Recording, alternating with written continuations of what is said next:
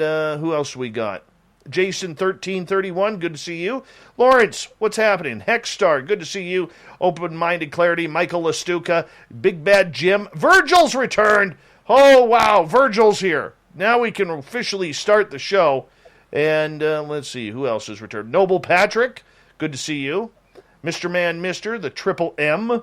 Yes, we're happy that you're here. All right, let's see. I think we're caught up. Rich Hilke's here, everyone. The Rich Hilke. All right. Anybody want to see our guest's beautiful hair? There it is. There it is. Katie Graboski. Hey, Chefist, what's going on? How's your mustache? Please let us know. Vince Proto, good to have you here. Chad Smith, I'm Chad Smith. Rocket Niner, what's happening? Irish Lincoln, good to see you. The gorgeous Jenny, thanks for coming on in. All right, a good way to support this show, everyone, is through the Super Chat. Thank you to Michael and Apollo for kicking that off. Also, a great way to support what we do on a nightly basis here on Spaced Out Radio is, if you're new, hit that subscribe button, ring that bell. We are literally live here 7 days a week on our YouTube channel, so make sure you check us on out. We really appreciate that. We're going to get going here in about 7 seconds. We are going to rock and roll your pants off talking ET and everything tonight. Here we go.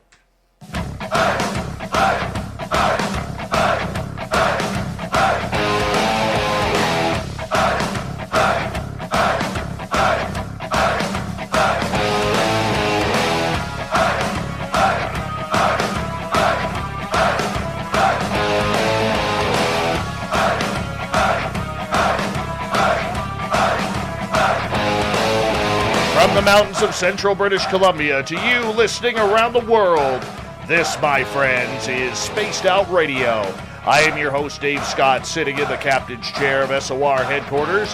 We welcome you to tonight's show on our terrestrial affiliates around North America, digitally on TalkStream Live, Revolution Radio, and KPNL. All of our archives are free by going to youtube.com/Spaced Out Radio. Just do old Davey the favor, hit that subscribe button. You can follow us on Twitter at Spaced Out Radio and on Instagram at Spaced Out Radio Show. Our website is spacedoutradio.com, where we have a plethora of features for you, including rocking out to Bumblefoot and reading up on Captain Shirk's SOR Newswire. Tonight's show is brought to you by Chive Charities. Help make the world 10% happier by visiting Chive Charities today. You can find them on our website. Oh, we got a great one for you tonight. Katie Graboski is Colorado MUFON State Director and serves on the Colorado Board of Directors. She is a star researcher, part of the SAT team investigations for MUFON. She is team lead administrator for MUFON's Mars team. Apparently she's going to Mars, but with 2 R's, not 1. She also conducts her own independent investigations and research outside of MUFON and likes to present her findings. She spends a lot of time traveling to archives for research and to conduct interviews. She is the author of Letters of Love and Light, 4 decades of UFO encounters, experiences, and sightings shared with ufologist R. Leo Sprinko, Ph.D. She also holds a Bachelor of Science in Visual Communications and owned her own graphic design studio, Design Junkie. Katie's website is katiegraboski.com. Katie, I've wanted to do this interview with you for a couple of years. Probably didn't even know who the heck I was, and you know what? But you know what? We snuck you in. We baited the hook. You bit. Damn it, we set the hook, and now you're here. Thank you so much for coming on Spaced Out Radio. What a pleasure it is for us to have you here. Oh, it's an honor to be here. Thank you for having me. I would have come sooner. Yeah, I'll blame the booking people for that. No, I'm teasing. They do a great job around here. Katie, for a lot of people who may not know who you are, how did you get involved with UFOs? Well, from early on, I was born in Illinois. And my grandparents lived in Lake Geneva, Wisconsin. And so when I was really young, we had 2 sightings. My grandfather had a sighting over Lake Como in Wisconsin that I heard about as a young girl. And then my family and I in Richmond, Illinois, going back from my grandparents' house, had a couple close encounter sightings of an oblong craft. We moved out to Colorado in 1970.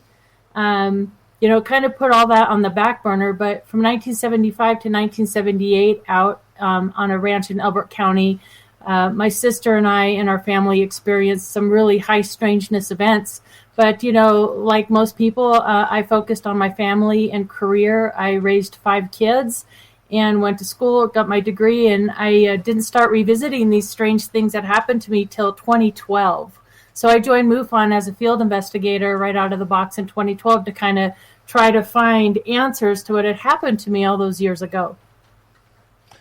Did you ever think that this was where your life would take you, chasing UFOs? Not at all.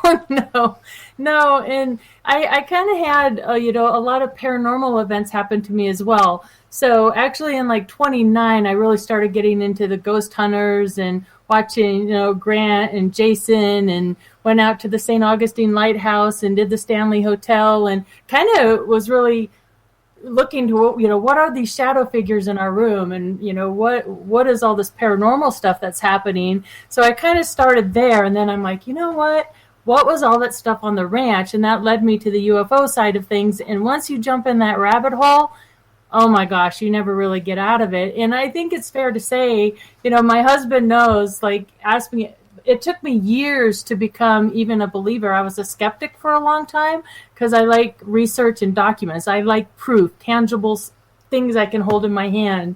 And so I'd be like, I don't know if there's anything to any of this. But at the same time, I had experienced so much that there just had to be. But now I've turned the corner. Maybe 2 years ago, I turned the corner, and I'll get into why a little later. Oh, let's just go there now. You can't tease us like that. Why did you go from skeptic to chaser of the woo? It's actually the deeper I got into this and the more people I met, the more interesting people I met, I'm like, wow, these people wouldn't be involved in the phenomenon if there wasn't something to it. I don't think they're all disinformation officers out there. I think there's a lot of secrets being kept. And if we didn't have it, if they weren't involved, we wouldn't have a phenomenon kind of thing. So it's almost more like the secrets and the people that are involved keep me just as fascinated as the UFO sightings we get turned in to MUFON. It's fascinating to me. Yeah, I absolutely am fascinated. See, I took a different turn coming into this. I didn't believe in this. I'd always believed in UFOs. I saw my first UFO in 1994. And I always said as a kid, I wanted to see three things before I die. I wanted to see a UFO, I wanted to see a ghost, and I wanted to see Sasquatch. And I've been blessed, I've seen all three. Mm-hmm. And I really didn't get into this as a researcher, because I'm not a researcher. I'm a journalist by trade, and I'm an experiencer like a lot of other people, until my own experiences started happening in my late 30s. And we're going back 10 years now, and I'll tell you, to this day, it freaks me out in how far down the rabbit hole you go. I remember my spiritual guru, a gentleman named Pascal, who I absolutely love and adore.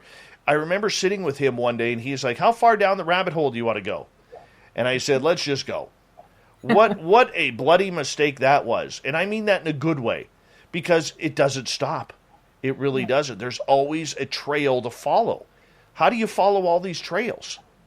That's a really good question. It's hard to stay grounded, and it's such a delicate balance to me. And especially, getting out here now and speaking on different shows and podcasts and that, it's really important to me to have that scientific researcher side. But at the same time, I've experienced some really incredible things that, years ago, people would be like, wow, she's, really out there in some ways, just like the fairy lights you see when you're out there doing paranormal investigations. Like, what are fairy lights? And I didn't even believe in that until I was out there at the cemetery. And sure enough, we see these balls of light in the bushes. And out here in the Rocky Mountains, especially, we don't have fireflies. So it wasn't that. They're just like little balls of energy. And I just couldn't believe I saw that. So I think it's important. There's so many different avenues you can get into, just like you said, Sasquatch and shadow people and the high strangeness UFOs and ETs encounters and abductions, that it's really important, I think, to find your kind of your area of interest or your niche, so to speak. Otherwise, you're just, like me, I'm kind of like the movie Up, Doug the dog. Squirrel, squirrel, squirrel. And that's my problem. I'm trying to write my second book, and I just fly off in a topic, and then I want to go dig and research that, and I'm just like this all the time. So finding time to stay grounded, and focusing on one aspect is pretty important and something I need to work on and get better at for sure, because I'm all over the place a lot of the time. For the record. My dog named Doug is lying right in front of my desk here. Oh, cool. Yeah, I don't know why he does that. Well, I don't know why. We're getting a little bit of an echo that's coming from my side here, so I do apologize. We'll try and nip that in the butt here pretty quickly. But for you, when you started opening up that these experiences were real and the stories you were hearing, although there wasn't very much for evidence outside of eyewitness testimony, why did you decide, as someone with a scientific background, that you needed to start believing in these stories? Because this is part of a huge debate going on in the UFO world right now. Well, it's interesting, especially the whole... let me back up for a minute. When I joined MUFON, and all the things that happened on the Colorado Ranch, we never knew it was ever reported or investigated. We were told to never talk about it. We were threatened not to talk about it when we were kids. So in 2013, I bought a book called Hunt for the Skinwalker by George Knapp and Colm Kelleher, PhD. And the only thing I knew about the book was that it was about a ranch. I knew nothing about the Skinwalker Ranch at the time. Get to the chapter, other hot spots, and I start reading about our family's ranch out in Elbert County. Now, I didn't live on the ranch. I want to make that clear. My mother worked for United Airlines, and the father of the boys that lived on the ranch, two of the youngest boys and the father lived with us during the week, so they can commute to work, and the boys could go to a bigger school district, Cherry Creek School District. And the oldest son stayed with his mom and her boyfriend at the time. They were on the ranch full time. So my sister and I would go out to the ranch on weekends, taking the boys back and forth. So we did have our own encounters out there on the ranch. So as soon as I knew that this was investigated by Dr. Leo Sprinkle, that's when I decided I really needed to start believing and start really digging in and researching what happened on the ranch. And it was just one connection after another. So I immediately contacted Dr. Leo Sprinkle by mail. He's old school. He doesn't do computers or email or anything like that. And I received a letter back from him in the mail confirming, yes, this is a ranch. And he had all the files at the archives in Laramie. So I'm a 2.5-hour drive from Laramie. So I drove down there that next week. And that's when I learned that, oh my gosh, this not only was investigated by Dr. Leo Sprinkle, PhD, but Peter Van Arsdale, PhD, and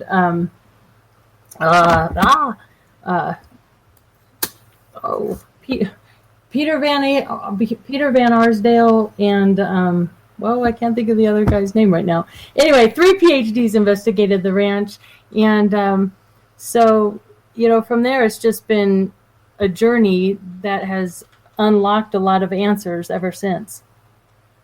What have you learned about yourself in this journey? What have I learned about myself? Yeah, deep question. Yeah, geez. I think that I have learned that integrity is really important, that staying true to oneself is critical, to follow your passion is important. I have learned to take the time to listen to others, and nothing will make you more humble than to really dig deep. So doing this book for Dr. Leo Sprinkle, this is a pioneer in the field who spent over 40 years researching this. And I guess what I learned is we're just reinventing the wheel. There's nothing that I've come up with that people haven't come up with decades before I have. So it's made me humble and really grounded. So I've learned to really appreciate other people's pioneering work, and I appreciate the fact that we may never get answers, but it's the journey along the way, and it's the people that you meet along the way. So I think that's what I've learned. You mentioned something very profound, which is we may not get answers. I'm a firm believer, Katie, that we're not ready for answers. There is a great portion of the population that are.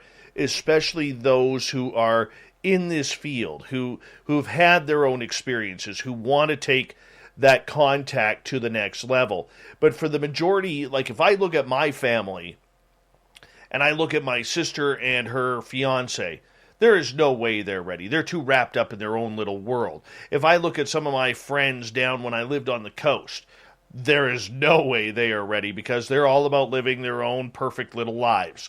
When if I look at the people surrounding me in my smaller community here, they're not ready.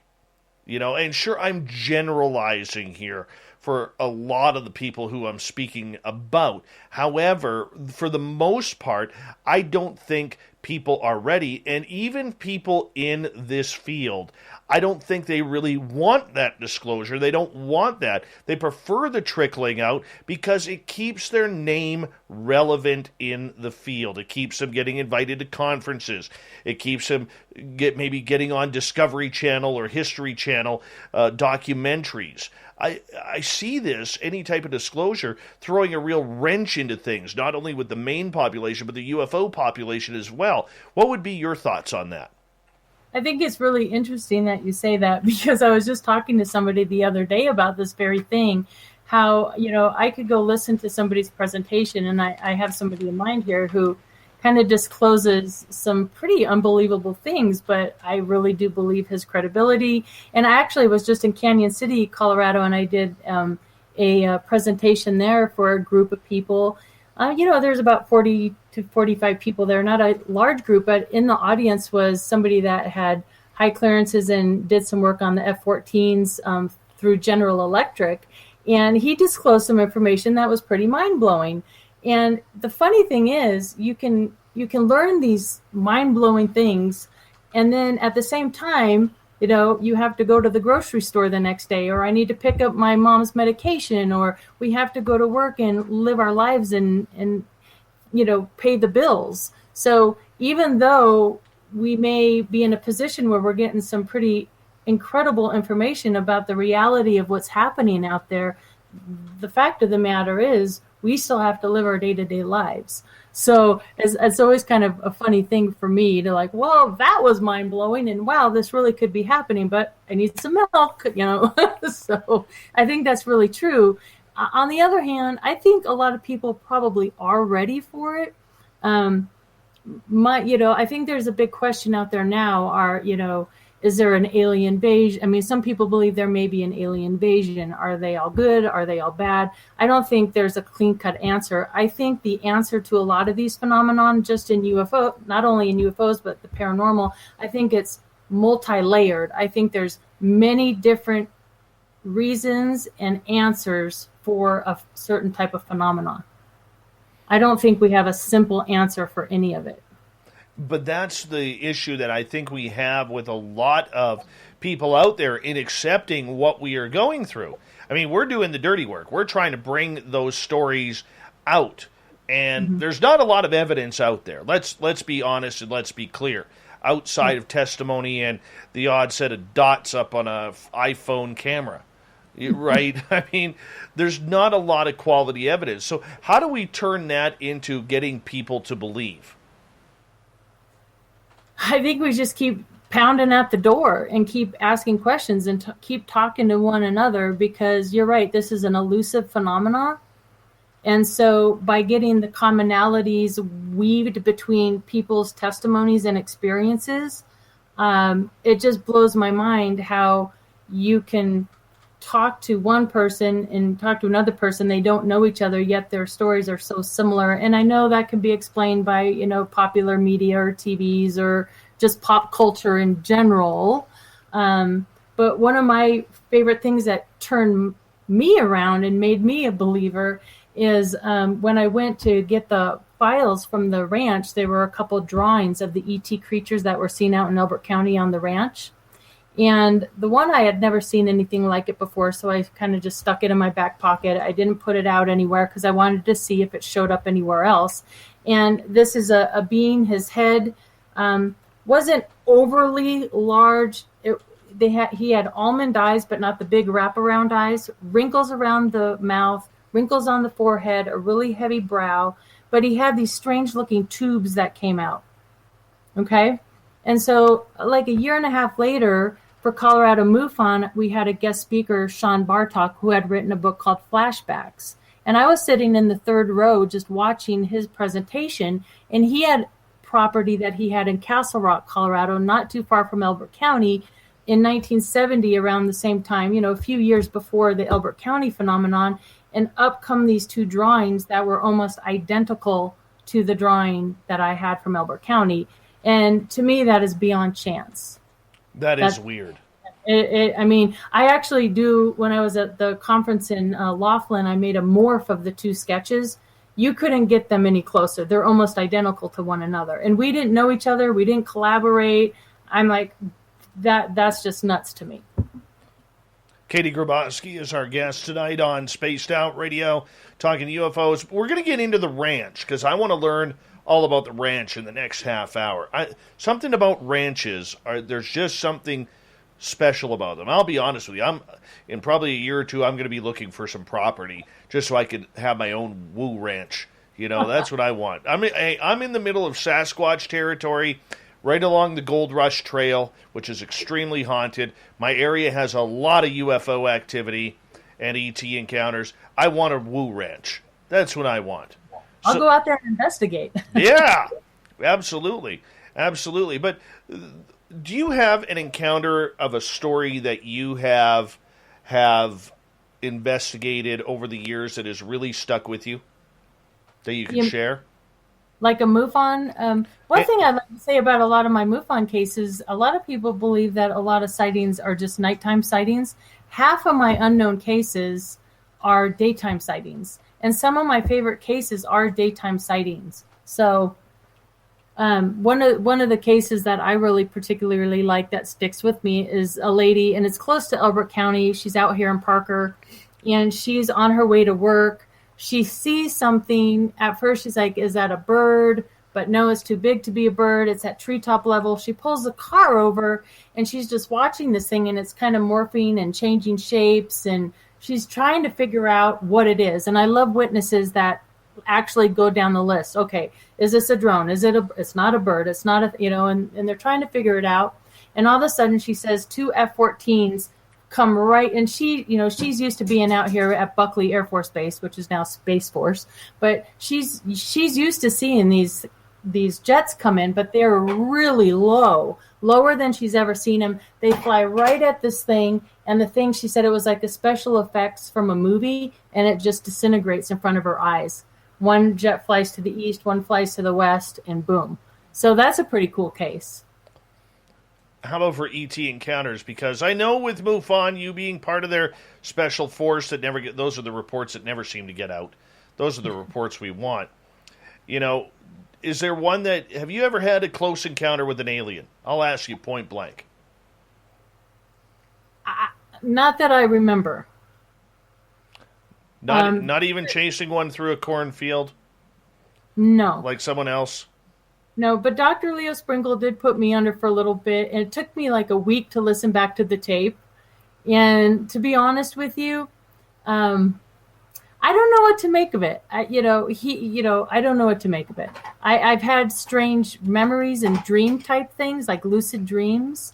But I cannot sit here and say I had an encounter with a basketball-sized blue orb that was in the corner of my room, which a couple months ago I found where I journaled about it. And I had forgotten that same night I saw that blue basketball-sized orb in my room.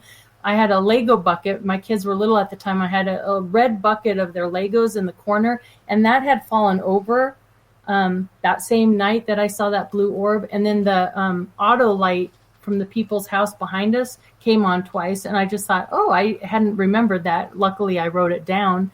And I would say to anybody who experiences anything paranormal like that to write it down, because you forget those little details like that. But I cannot say honestly that I have seen an ET face to face. No. Well, you're missing out. Oh, so you have? Oh yeah. Who hasn't? Who hasn't? You got aliens. I got aliens. Everyone's got aliens. If you don't have aliens, what the hell are you doing in this field? That's all I'm going to say. I'm teasing. I am very much teasing. KatieGraboski.com is Katie's website. She's the head of MUFON Colorado. Fantastic hair. likes a cool glass of water every now and again. Nikola Tesla. We're going to find out what's with this Colorado ranch. What's it all about? What's the woo that happens there on Spaced Out Radio?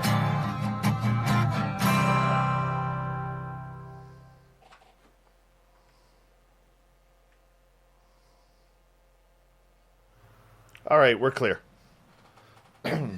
Oh, I get comfortable. You go.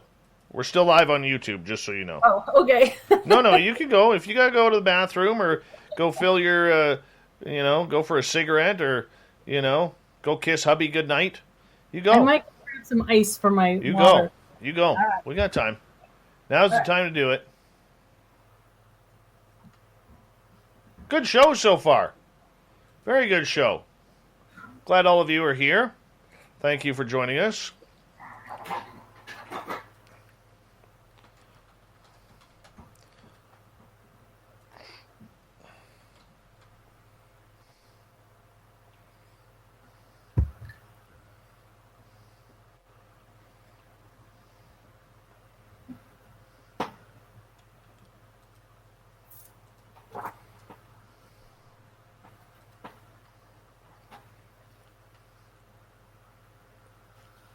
I don't know, man.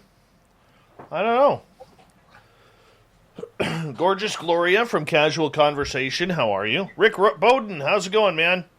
The forest fires up here are starting to tame down.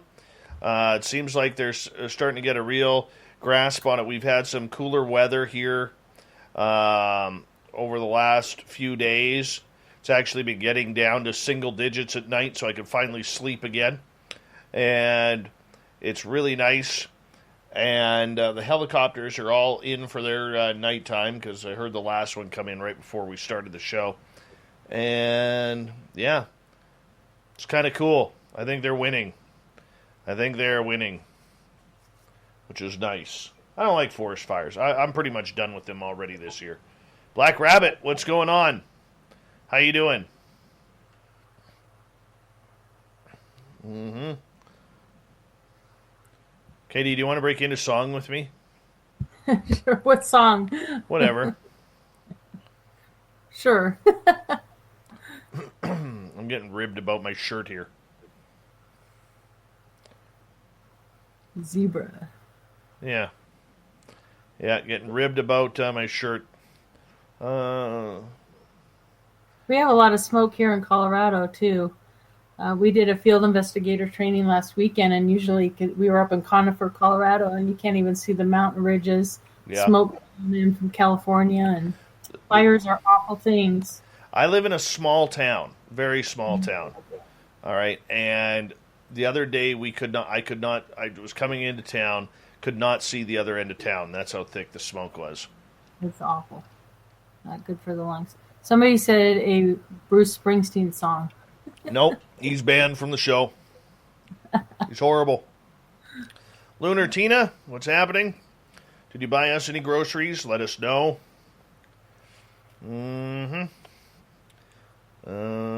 Thank you, Pam C. My shirt is apparently good, according to Pam. Elliot, what's going on? 416 Bitcoin. To you. And... oh, Kira, shame on you. Shame. Hi, lovely Lauren. What's happening? I'm going to go change my shirt next hour. I'm going to go shirtless. Just for FAP.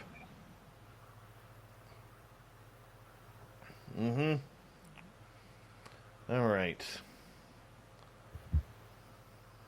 We have about 90 seconds, maybe a minute, probably closer to a minute. My mathematics isn't very good tonight. Mark Ellens, what's happening? Harvey Greensman, how are you? Welcome. Wants us to sing House of the Rising Sun. You ready? If you start. If my shower was on, I'd be right into it.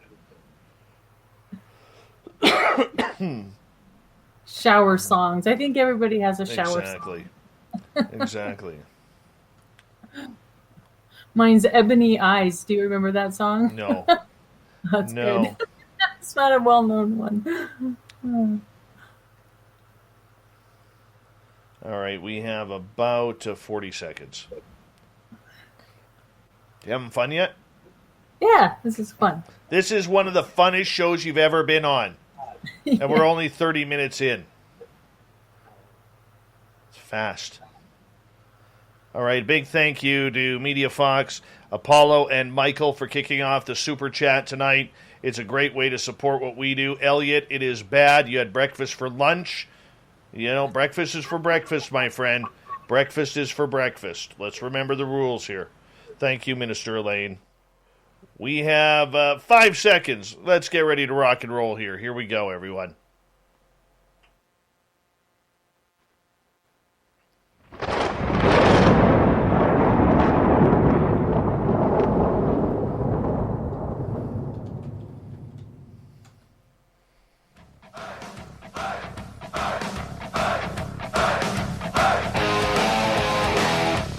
Second half hour of Spaced Out Radio is underway. My name is Dave Scott. Thank you so much for taking the time to join us. We really do appreciate earning your listening ears. We want to remind you that if you've missed portions of this show or others, check out our free archives by going to youtube.com/Spaced Out Radio. Do me the favor, hit that subscribe button. Our website is spacedoutradio.com, where we have a plethora of features for you, including rocking out to Bumblefoot and reading up on Captain Shirk's SOR Newswire. Follow us on Twitter at Spaced Out Radio and on Instagram, Spaced Out Radio Show. We continue on tonight with our guest from MUFON, Colorado. We have Katie Graboski, and we're going to get into this real interesting story about a Colorado ranch that she's going to get into deep detail about. Her website, katiegraboski.com. Katie, welcome back. Thank you, Dave. All right, tell us about this ranch. I'm excited. Well, so like I said earlier, this happened between 1975 and 1978. It's actually where Linda Moulton Howe got her start. She was a reporter out here in Colorado, actually lived not too far from where we lived in Englewood, Colorado. And at the time, there was a huge wave of cattle mutilations to the point where they were occurring almost daily. So out there on the ranch, so they bought the ranch in November of 1975. The ranch had sat vacant for 12 years beforehand. And there was already rumors of like lights and ships flying off the property. There were rumors of this disappearing structure that just the concrete was left there. But it was the family's dream to have this cattle ranch. So they, the first week they moved in, the first kind of activity that started was this really strange humming noise that came from it sounded like it came from underground. And it was so loud at some times that you couldn't even hear yourself talk over it. It sounded sometimes like a generator or mechanical underneath the ground, though nothing was under there. So I don't know, there's no tunnels, there's no caves.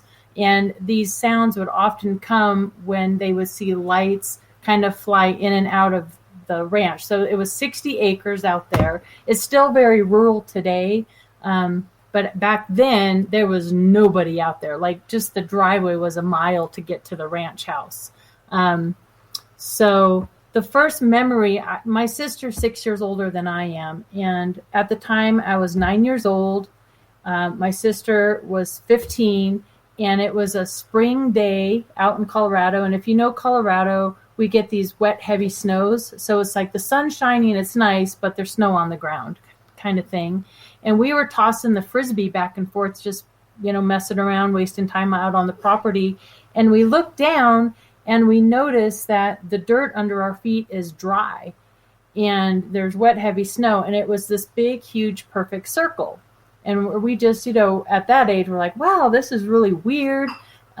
Later, as an investigator, I researched if there were any missile silos or anything like that out there at the time, and there wasn't. But when I ended up, John Schuessler gave me the briefing document from the ranch. And in this document, it actually talks about that big circle out on the ranch, and John Durr, who was the other PhD, I couldn't remember the name of earlier, they had photographs of the circle and that. So the humming sounds, these circles where nothing grew, and it would just it would be wet here but dry there, so that was really strange. And then, of course, there was the scariest night on the property. We were out there, I believe it was Betty's birthday celebration weekend. The adults were hanging out in the front room. My sister and I and the 3 boys were hanging out in the boys' room. And all of a sudden, the power goes out. The house is dark. And, of course, kids are like, get the candles, flashlights. And at that time, a big bright light comes in through the window. We're all freaked out. And this was the scariest thing. And a big, booming, electrical sounding voice is the only way that I can describe it. It basically said, we have allowed you to remain. Your friends will remain silent concerning us. Basically giving us a warning to remain quiet. And that was a really terrifying night. And that was the night when I got back to our house in Englewood that I went paralyzed. I couldn't talk properly. My mom and my sister were trying to figure out what the heck was wrong with me, and I couldn't say peanut butter and jelly sandwiches. I started getting severe migraine headaches at the time. And I mean, they were like weekly, really severe migraines. And it was really interesting because a woman came up to me in Laughlin and said, if you had this close encounter with goodness knows what, that can be like mess with the electrical signals in your brain or cause paralysis or migraine headaches, because that's a symptom you hear oftentimes with close encounters are these migraine headaches. So that was a really terrifying when you're a little girl. Yeah. I had one too. A migraine headache? Yeah, and about half an hour later, after I realized it wasn't a migraine, it was actually shapes pulsating in my head, I went outside on my friend's property on their 10-acre mini ranch, and there was a UFO on the ground. Isn't that interesting? Makes a lot of sense what you just said. Yeah, it makes a lot of sense.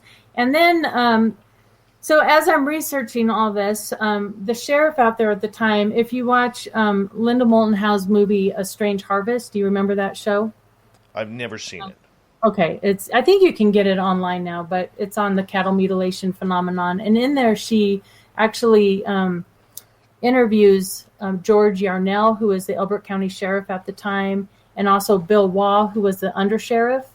And so Bill Waugh's wife and son live out in Florida.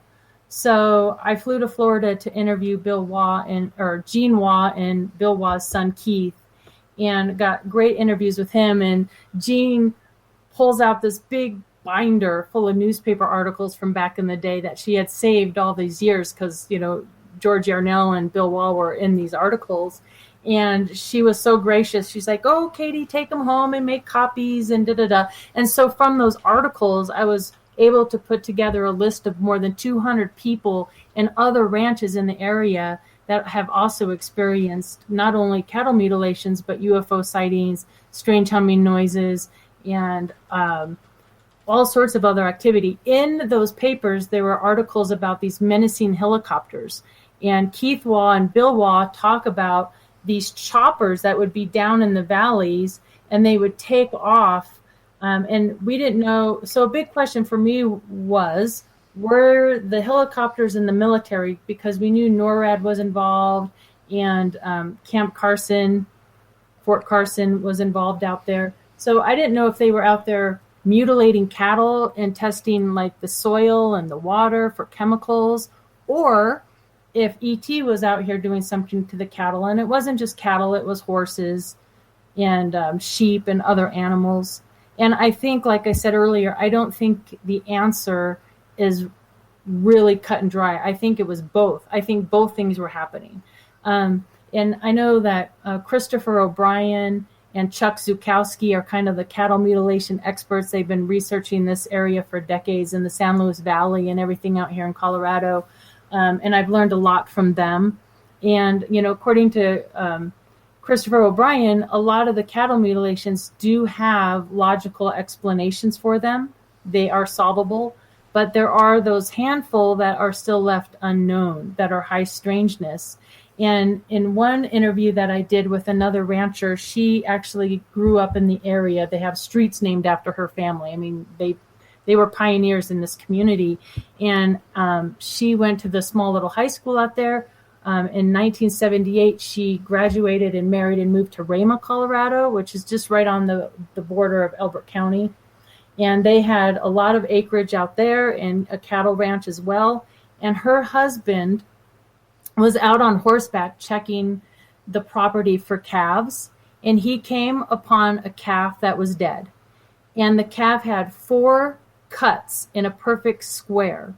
The top of the fur was removed, but the skin was still there. But the calf was dead. And so he gets on his horse, he goes back and he gets Sheila. Sheila and her husband go back in the pickup truck. And she said that took maybe 15, 20 minutes to get in the truck and go back to the calf. By the time they got back, that calf had been completely mutilated, organs removed, just blood in the cavity, no track marks, no helicopter sound. They're miles off the road. Nobody just pulled alongside. She said they felt like they were being watched. They said it was terrifying. They're very religious people. She felt evil to her. And the cool thing was, a few weeks later, I get a message on Facebook and she found the photos. So she had photos of that calf and that mutilation. And then she also had photos of calves that were attacked by coyotes. So you could see the difference of what the mutilated calf looked like as compared to just a coyote that jumps on the back of a calf and tears it up. So I have those photos, and it's really cool and fascinating to have that as a comparison. So a lot of mutilations were happening, and people, it was an eerie time. You didn't go up to anybody's house at night. People had loaded shotguns by their door. They had rewards out. There were newspaper articles. I mean, $10,000 reward back in the late 70s was a lot of money, and at the time they thought possibly they were, religious cults, maybe mutilating these cattle. But I think we can rule that out safely. It wasn't cults, because it wasn't just Colorado. This is Kansas, New Mexico, Nebraska, Missouri, Montana. I mean, these were happening all in all these different states at the same time. So, let's get into the cattle mutilation phenomena here for a couple of minutes here, because this is one that is confusing at best. If you believe it's extraterrestrial and aliens are doing this, what do they just want a good cut of steak, and or some prime rib, or is it the fact that there is something a little bit more earthbound that is causing this? I mean, because some of these cattle that are being mutilated, the cut lines that are being found on them are laser straight. Like, you can angle them, and there's no hacking, there's no edges, there's no slips of the cutting as a human would do. Mm-hmm. Yeah, I mean, in the little bit of research I've done, and again, I'm not the expert in this. Like I said, Chuck Zukowski and Chris O'Brien have done a lot of work on this, and I would tell your listeners to maybe look at their research. But from the little bit I've done, I mean, I have found pictures of helicopters that are lifting a lot of cattle. I mean, I know we have the ability to lift cattle in the air and move them to places, but it's not like they're lifting them, doing the mutilations and then dropping them back down. Some cattle were found in really unusual circumstances, like in different positions that aren't natural to them, or a log over them or under them. The story with Sheila with the 4 incisions, and then it's almost like they caught something in the act. To me, that's a pretty phenomenal story, and that doesn't sound like military to me doing that. So again, I don't know why in the heck ET would want cattle and sheep, and I don't know if it's a genetic thing or if what sort of testing they're doing. When you get into the whys of the motivations for what's happening, that gets really convoluted. I don't have the answers to that. And that's something pretty frustrating about our job as investigators. You talk and you deal with people, and I love listening and getting the information so we can find these commonalities, but then they want answers like, who are they? What do they want? Where do they come from? And I'm like, well, I don't know. I don't have all those answers. So that could be a little frustrating. And same with the cattle mutilations. I don't know why ET would do that. And I don't believe that, I believe some of them must be. And my theory is this. First of all, I had to go through the process like so many people. First, you have to ask yourself, do you believe in extraterrestrial life in the universe, right? Right. And I can pretty much say yes. Then the next question is, do you think they have come to Earth? And then if you get to a yes there, you're like, well, if they've come to Earth, would they abduct humans and would they mutilate cattle and other animals and possibly human? Would they do that? And I've come to the conclusion that if they've made it to Earth, then of course they're going to abduct people and probably take samples of animals, because I believe we would do the same thing. If we made it to another planet, I think we would want to scientifically study the life on that planet. I find it very intriguing as well. So let's go back to this farm. How often were things happening? Almost daily when the family was there for those 3 years. Whether it was the humming noises or a mutilation or these helicopters going on and off the property. There was the adult male and the oldest son. Now, I've made contact with the youngest son via Facebook. The family that owned the property, the father that lived with us, the boys' dad that worked at United with my mom, he recently passed away. The mother is still alive and the boyfriend has passed away, but the 3 sons are still living. They're all still terrified about what happened out there. They've all moved out of the state. They are not into UFOs. They really don't want anything to do with this. So the question I get asked a lot is, well, were these people just making it up? And I actually wondered that myself for a while, because at the time this ranch was known as Clearview, and there was some questions because some of the boys had longer hair. And when you move into a really small town and you're coming from the city, there's why do these guys have long hairs? Is there drugs? Are they doing drugs or whatever? But the fact of the matter is there's so many witnesses in so many different of the small community towns in Elbert County that it just wasn't isolated to the ranch. This phenomenon was happening to other people, including Bill Waugh and his family, and Sheila and her family, and many, many other ranchers. I mean, just look at all the newspaper articles. So this phenomenon just wasn't linked to that particular ranch and that particular family.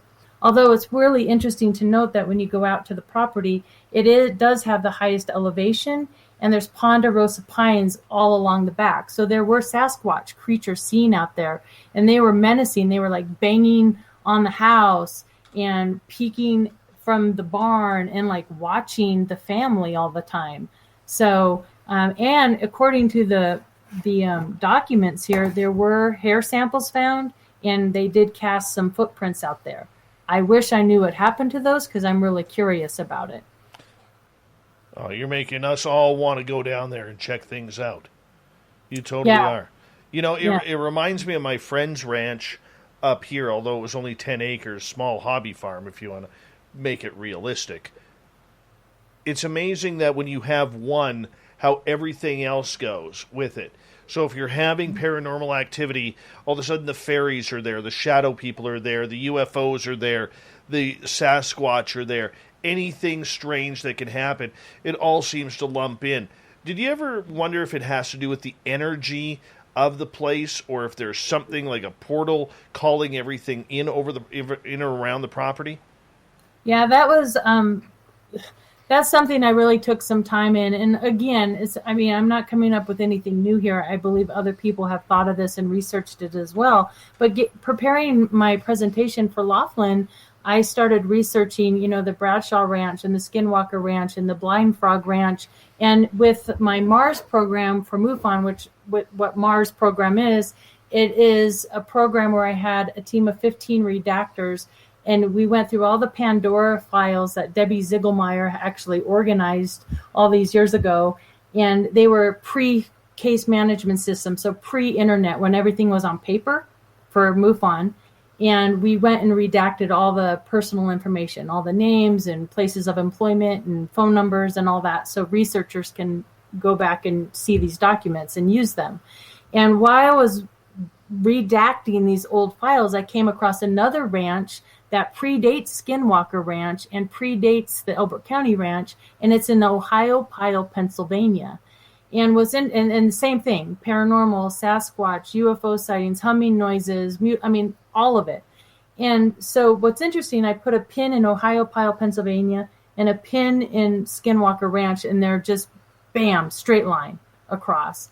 But then I started looking at all these different ranches, and there's another ranch called the Meadows, Trey Hudson. And so I started looking at these different areas and looking at the magnetic. So there's a map, the U.S. magnetic geological map that you can go to online. And the lightest shade of pink is where the magnetism is at its highest. So the magnetism really, really pulls tight. I think the lowest is dark, dark blue, where they repel each other. And in all these high strangeness areas, all these ranches ping the charts. They're the lightest shade of pink you can get. So they're very highly magnetically charged. And it's my belief there has to be something to that. There just has to be. I don't know if it's opening gateways or doorways or portals or what. I don't know what it is. I don't know. And the problem is, even if you think it's portals, there's no way to test for this. It's all based on assumption. Right. This is where it becomes a real pain in the butt. Mm-hmm. And here's the thing. I think also what's really important is, because, even 2 years ago, if I talked about this, I was really hesitant to talk about what Bill Wall, the sheriff, talks about. So he talks about, and his wife and his son remember this very well, that he was on patrol one night. He sees these lights, okay? And it's by a tree, and he pulls up closer, and it's this box. So I witnessed the box, and the sheriff witnessed the box, and a couple other people on the property, the oldest son, and John witnessed the box out there. And this box is about 17 inches long, about 6 inches wide. It had lights, and it made this like bee noise, made this noise. And the box would disappear. And so Bill Wall said he didn't want to approach the box, so he goes in town, he gets a posse sheriff, they go back to approach the box, and the box is gone and the tree is gone. He said it's like they went into the ground. Now that would kind of speak about a portal or a tunnel, and that sounds absolutely nuts to me, but it's been witnessed by several people. And what blew my mind was when I was talking with Trey Hudson on the Meadows and James Keenan, they have witnessed the box just recently. Here I am thinking, the box is long gone. We haven't seen it in 40 years. And they've just recently seen the box, and they had a box encounter on Skinwalker Ranch. So whatever these boxes are, I have no idea. I do have a theory on what two possibilities of what they could be. We have 1 minute. Okay, we'll save that. Save the possibilities. Were there ever aliens seen on the ground? Yes, not by me, but by the older gentleman and the oldest son. Yes, they had two different types, and they said they were in conflict with one another. Oh, nice. Aliens battling it out on your property. Right, and we were just like, you're in our way. We've allowed you to remain, but you're really just in our way. Leave us alone, we'll leave you alone, kind of thing. That's what's reported in the report. Wonderful. I couldn't imagine what that would be like to have aliens duking it out in a big, street brawl right in the middle of my cornfield or my hay field. What do? They bring in a crop circle to cut out a ring, so that way there's one alien sitting on the outside with a bell, ding, ding, let's go. I don't know. Yeah, I don't know, but what's fascinating is how different they look, and I'll talk about that too when we come back. The two different ones that were spotted out there. I don't know. That sounds like a plan. Okay. Let's get into some aliens next with Katie Graboski. She likes her aliens, never seen one, as far as she knows. But she likes them aliens. She's chasing them for MUFON in Colorado and all over the United States and North America. She is a great speaker. She's a great author. You can find her book on Amazon. KatieGraboski.com is her website. And when we come back, we're going to get into aliens. What is happening on this Colorado ranch? And, of course, Katie's two-point opinion of what the heck is going on.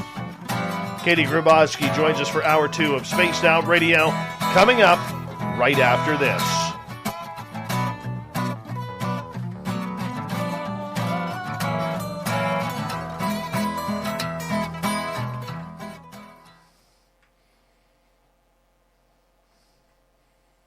All right, we're clear. I'm going to just run my dogs outside. I'm going to refill my glass, and I'll be right back, okay?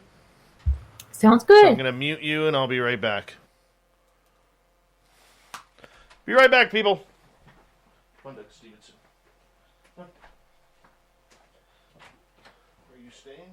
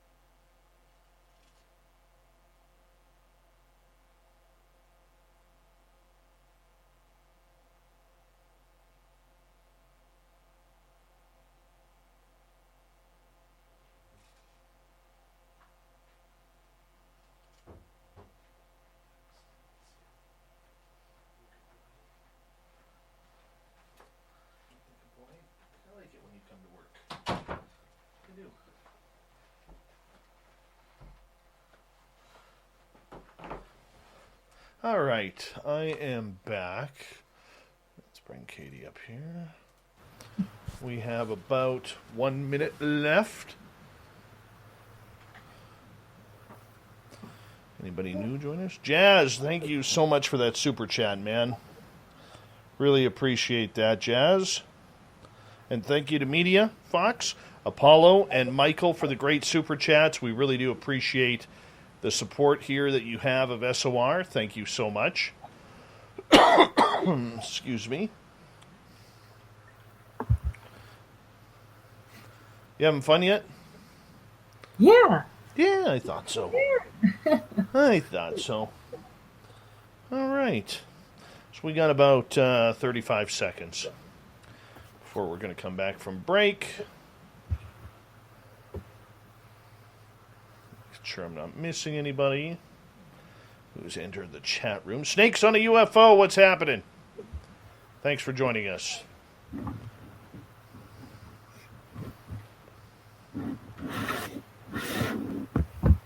I did put on an identical shirt. That's right. Fullerene, how you doing? Welcome to the show.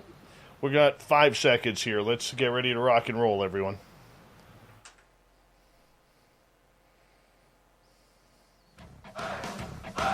You're listening to Spaced Out Radio with Dave Scott.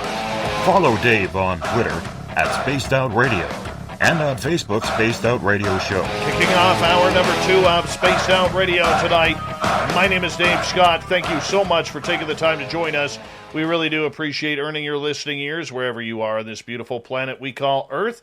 Thank you to everyone listening in on our terrestrial affiliates around North America and digitally on TalkStream Live, Revolution Radio, and KPNL. All of our archives are free by going to youtube.com/Spaced Out Radio. Just do me the favor, hit that subscribe button. The Desert Clam has set the password for tonight in the SOR Space Travelers Club, Lectisternium. I probably butchered that, but the Clam sets the password each and every night right here on Spaced Out Radio.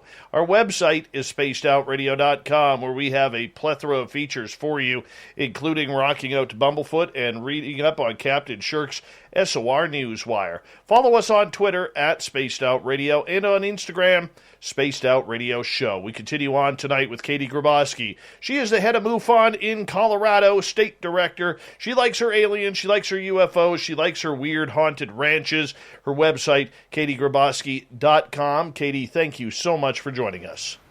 Of course. Now, right before the break, you were going to tell us a story about these aliens that were walking around this Colorado ranch. Right. So the oldest gentleman and the oldest son apparently had encounters and these telepathic communications with these beings that are out there. I personally never saw them, nor did my sister. But we got to hear, every Sunday night when the boys would come back, we'd hear about the things that were going on at the ranch. And it's also in the briefing document that I acquired years later. And like I said earlier, we have those sketches. I don't know if I held them up, but I kind of described what they look like. They're in the book Letters of Love and Light, where you can see the two comparisons side by side. But according to the briefing document, there were two different types seen out there. One was very mechanical, which interestingly enough, I was just standing in line at the grocery store one day, buying my peas and my steak. And I'm looking at the magazines, and there was a issue of Popular Science, and they had AI on the cover. And it looked pretty similar to the drawing of the weird tube guys.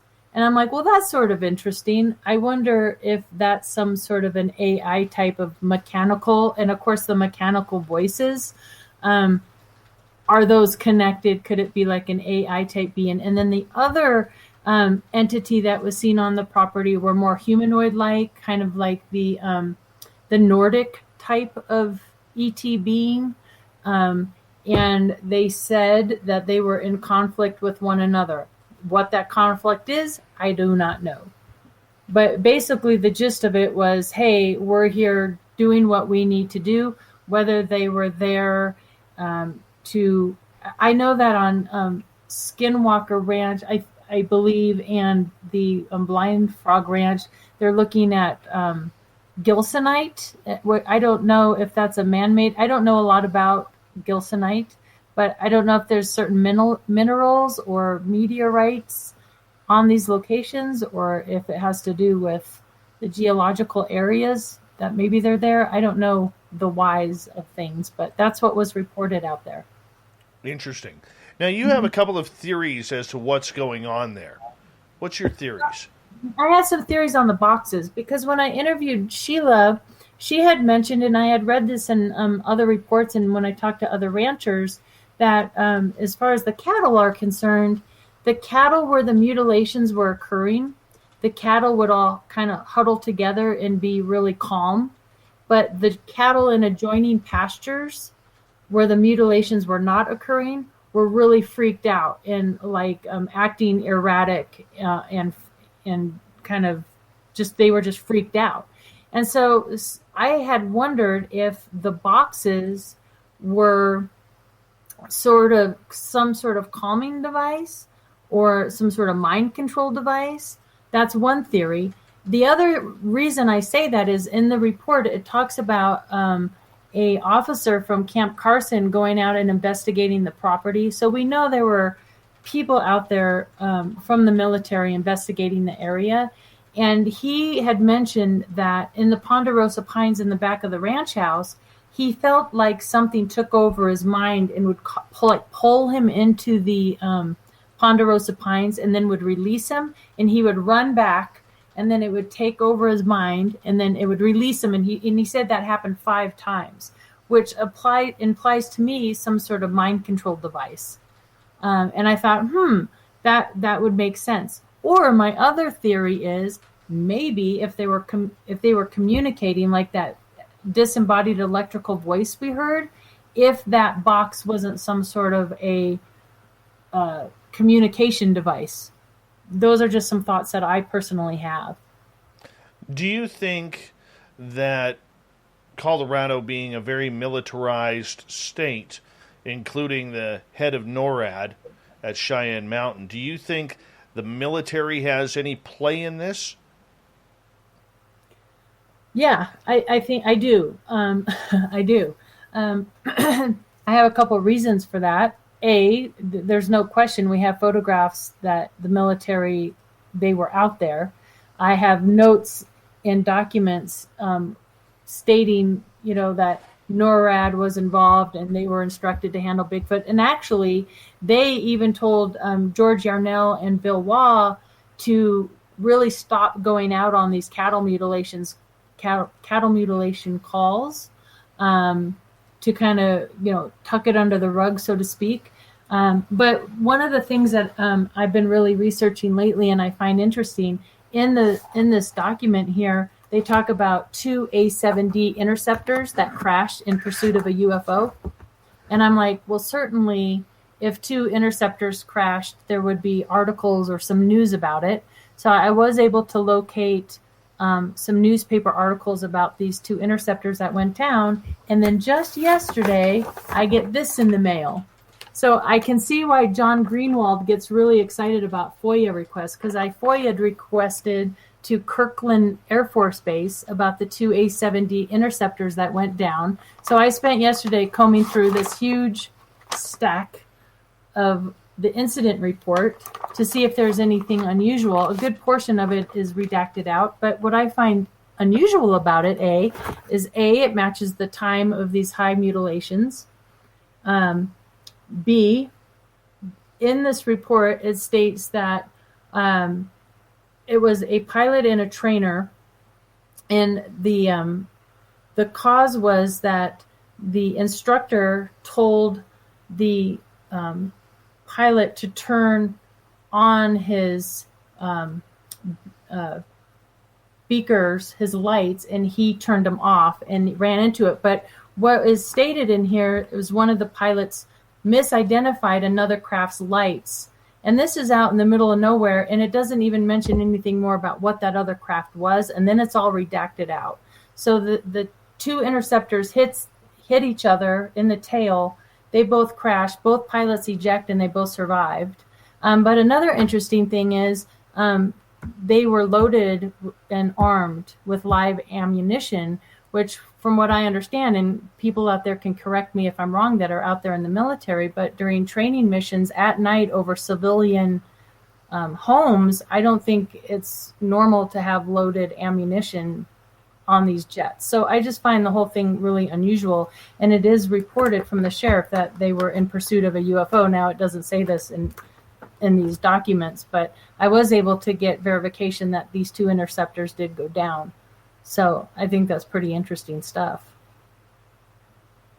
I also know from a Canadian standpoint, I don't know if you know this or not, but every UFO call that goes into the Royal Canadian Mounted Police, that file goes right onto the desk of the staff sergeant, who immediately has to send that report to Ottawa at RCMP headquarters, who immediately sends that report to Cheyenne Mountain in Colorado, where from there they send out the two closest CF-18 Hornets to try and intercept the craft. Interesting. And which also... to that other report I talked about earlier of the lady with the two. That's really interesting. Which also means, and this is where it gets a little bit interesting, and I've talked to people in Ottawa about this, who are part of the government, that every report that they take down, so when the RCMP asks for a report of what you saw, they're asking for your name, your birth date, your phone number, your address, any other witnesses. All of that information goes to Colorado as well, which means that any Canadian who has reported a UFO to the RCMP and they have taken a full statement now has all of their information sitting in Cheyenne Mountain. Interesting. I just hiked around Cheyenne Mountain a couple of weeks ago on my way back from Canyon City when I did that thing. They have a little park there, and you can hike kind of at the base of it. It's the Cheyenne Mountain State Park. And of course, you can't get any closer than that. But, I do believe Christopher O'Brien talks about a cattle mutilation where the cattle that was mutilated was actually on the doorstep of NORAD. So there was a whole event with a mutilation with that. I believe that I think a couple things were happening out on that ranch. I believe, and that's something I've asked my witnesses time and time again that I've interviewed that went through things, that had experiences at the time. I'm like, do you believe the military or NORAD or our government, whoever, the powers that be, were out there creating and trying to scare the bejeebas out of people, or was something really unusual from some extraterrestrials out there creating this? And I think it's a combination of both. I think both things were happening. And interestingly enough, and I'm going to bring up something really controversial here, but,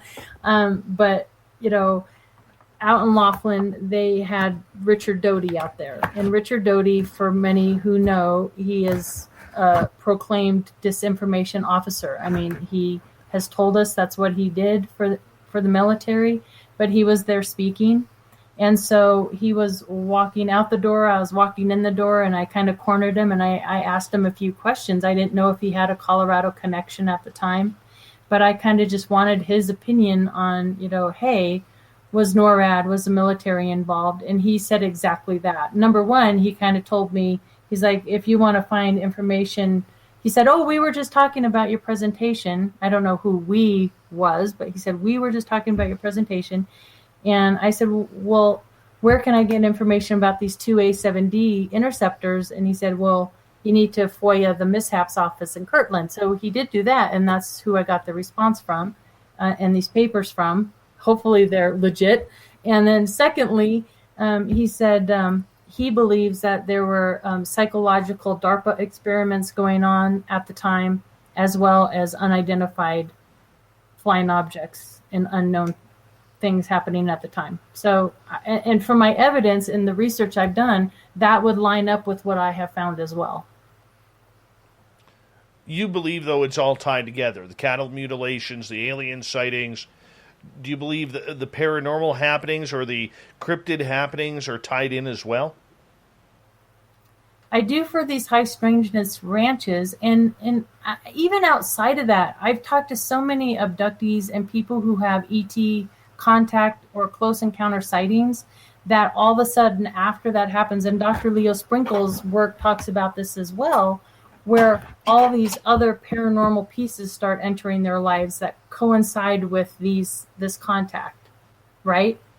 Dr. Leo Sprinkle called them the packs or stages that ET experiencers go through. And I have found that true with so many people that I have talked to, whether it's lucid dreams starting up, intuitive psychic abilities getting enhanced, hearing strange knocks or noises in the house or shadow figures, or seeing these balls of light. Some are blue, some are orange. I hear orange orbs a lot. So there's just these check boxes that as an investigator and a researcher, you start hearing it over and over and over. You kind of have this list in your mind like, oh yeah, heard that before and heard that. And a lot of them are tied together.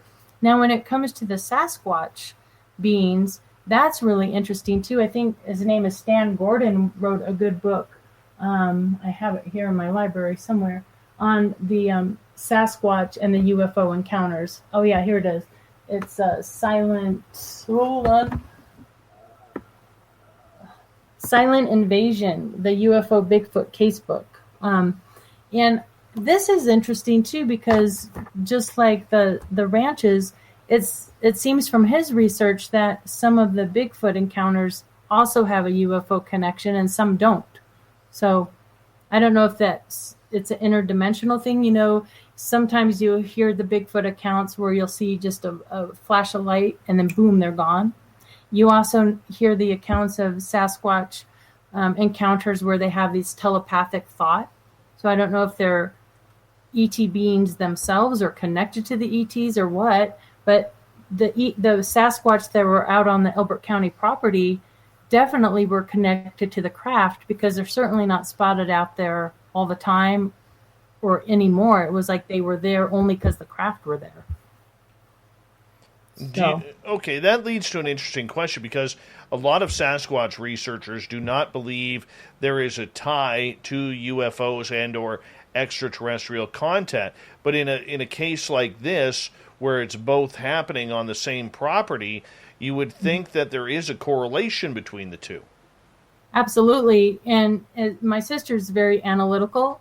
She's in radio and stuff, and she had a separate experience, separate from my own. She actually went to the high school prom with the oldest son, and they went to the ranch property at night after prom, and they experienced a downcraft, and she was like the Sasquatch Bigfoot creature they saw was almost like a bodyguard or workers, like they were directly connected. So maybe, only a handful of them are, but I think some definitely are. There's too many reports that state that, if you go through history. Yeah, and I agree, and I'm surprised that more aren't looking into the tie between the two, because I'm a firm believer there is an invisible thread, Katie, that really connects the paranormal to the cryptid world, to the UFO world, to the extraterrestrial world. I really think that is the next place that we need to start investigating as investigators. As I think we've tried to segregate every topic way too much to the point where we don't want to believe there is connection between it all. But when you see a case like this, where on one property you have everything happening, there is no other solution than this is all tied together. And I wish more researchers would take the time to understand that. Absolutely. And not only just the phenomena, I mean, our five senses, right? I mean, there's also the whole other side of it that you can't see, touch, taste, feel, which is this whole intuitive psychological side of it too, which to me is just as important. The lucid dreaming and the enhanced abilities with so many contactees all have a big role in the whole phenomenon as well. I, like you, believe that there are so many cases and so much evidence that tie these phenomena together, and that's in where the answer is going to lie somehow, some way. Katie Graboski is our guest tonight on Spaced Out Radio, and we have just over 4 minutes before we have to go to break at the bottom of the hour. Kate, with this ranch, and we're going to change topics at the bottom of the hour, but with this ranch, do you want or do the current owners allow any type of investigation there? No, they don't. I mean, it's a gated community right now. I left them a note pre-COVID, and she responded. Then COVID hit, and I felt very strongly like this was something I didn't want to tell her over the telephone or text about. I wanted to meet her in person. After the restrictions kind of lifted and restaurants started to open, I left her a message, and she didn't get back with me. So I'm still sort of knocking at her door. I think it's a delicate subject. We don't get very many reports out in Elbert County anymore as far as MUFON is concerned. But what's interesting about that is I talk with Sheila, who knows a lot of the ranchers, and she actually just had a photograph of a recent mutilation. And a lot of these ranchers don't report anymore, especially if it's a mutilation, because A, they don't want the stigma. B, they know nothing's going to happen. They don't get reimbursed. I think a lot of them write it off as a loss on their taxes. I do believe that for a while, though, that the government was secretly writing checks for some of these mutilated cattle, which then would indicate that, yes, they had a hand in some of these. That's what I've heard. I don't know if that's true. I need to ask Chris about that one. So a lot of these things don't get reported, that small town stigma mentality. And that's why I say Elbert County, and I don't give the exact town in Elbert County. Elbert County has 5 really small towns, and they're all very small communities. And the fact of the matter is there were mutilations and activity happening in all the little towns within the county. So, but, So this is a known secret that people don't talk about. Yeah. Now, as time is winding down here, we got about 2 minutes. Does temperature or weather have anything to do with these mutilations or the activity that is there? I don't believe so. But, I don't rule out a geographical connection. And then, of course, there's the whole Native American folklore. I mean, especially with Skinwalker Ranch with the Ute tribes. And the Ute did hunt in that area. I mean, they kind of hunt and traveled over into Colorado from Utah. We had Cheyenne and Arapaho out there, and there are cliff dwellings and petroglyphs out there on some of the rock faces. So I don't know if there's that native tie. There's also some spooky folklore that happened back in the wooded area in the Ponderosa Pines. There were bank robbers, 3 of them actually, that were in a wagon that were cuffed to the ankles and to the hands, and they were snagged and actually hung out in those Ponderosa Pines. So that's kind of creepy and spooky.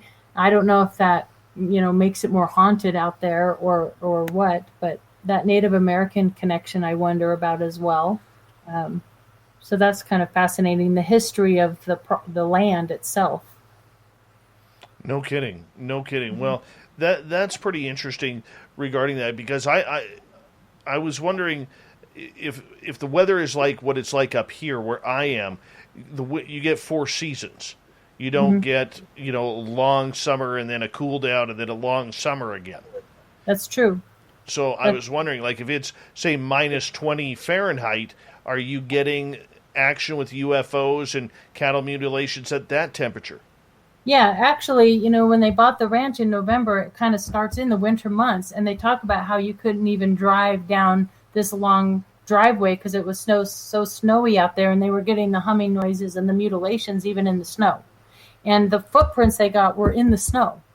So, yes, it was happening in all the seasons. In Colorado, we definitely get the winter and the fall and spring and summer, and especially in the late 70s, our weather's kind of changing in the last 10 years or so, where it seems like our winters are getting shorter and more mild, and our summers are getting hotter. It's been dang hot here this summer.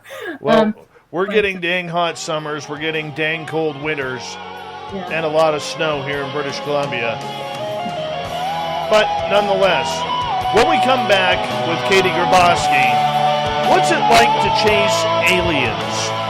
What's it like to chase down UFOs? What kind of running shoe do you wear for that? We'll be back with more Spaced Out Radio right after this.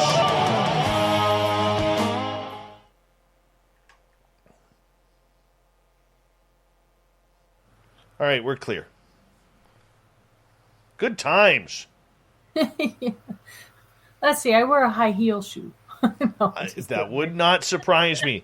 A nice stiletto will always do that. What a way to run through a cattle field in a nice stiletto. Closed toe so the poop doesn't get in there. That's funny.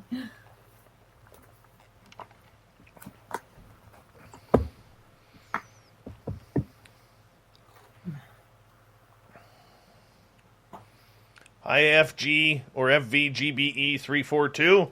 What's happening?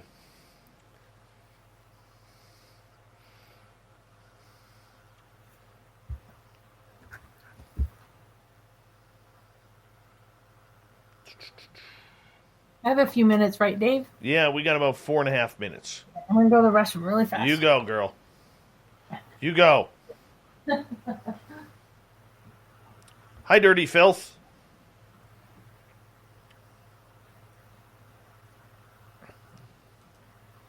What are you drawing now, Filth? Oh, stiletto heels running through. That's what you're doing. Mm-hmm. Make sure they're closed toe, buddy. Hi, Sandra. Hi, Sandra. Hi, Sandra.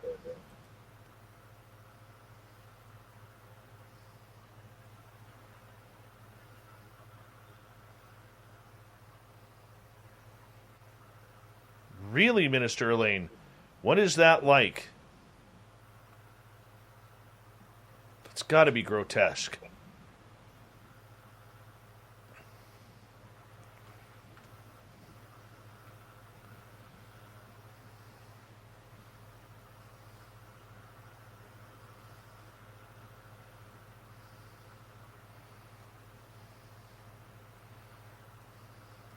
The hell are you insulting my shirt here? Dave has lions outside his house all the way from Africa for wearing that shirt, tricking those poor cats into him being Juicy Zebra. That's terrible. Chris Mo! Troy SR71, how are you? We're at 201 people. That is phenomenal. Awesome. Thank you all for listening tonight. Yeah, Katie's great, isn't she? Don't tell her I said that. She's coming back. I didn't hear you. Okay, good.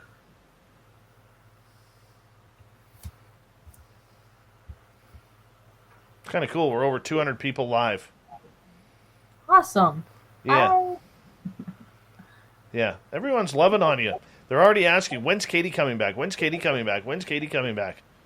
I don't know. I don't know. She might not even like us. We might be. She might not understand our Canadian accent. Hi, gorgeous Beverly Holmes. How are you?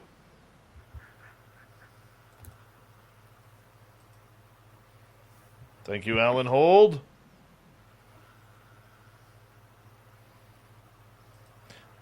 What's with the... Why are you knocking the shirt? My shirt is fantastic. It's comfy.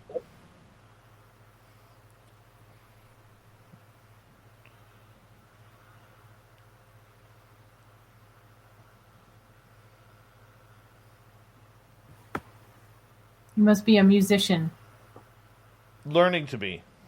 Oh, awesome. Thank you, Fapster, for that great super chat. Appreciate you, brother. Really do. I always wanted to learn how to play guitar, and I was never allowed to as a kid. And then as an adult, I got this one for my 39th birthday. Nice. And just never had time to take lessons. And so now I'm in lessons. My son is in lessons because I have a little 8-year-old metalhead. That's awesome. Yeah. Hi, Aiden. How are you? Yeah. Let's see. What's he into right now? He just found Green Day and Nirvana. Nice. Yeah, he sits on YouTube and just plays music. That's awesome. Irish Lincoln, how you doing? I just bought a T-shirt with the Nirvana logo from Disneyland, and it has the aliens from the Cantina, band. His shirt. Very nice. Yeah.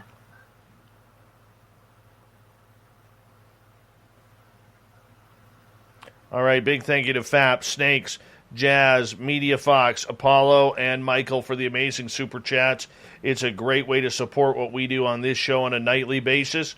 And if you're new, give us a thumbs up. If you've just hit that subscribe button, ring the bell. We are here 7 days a week for you. And so check us on out. Here we go, everyone.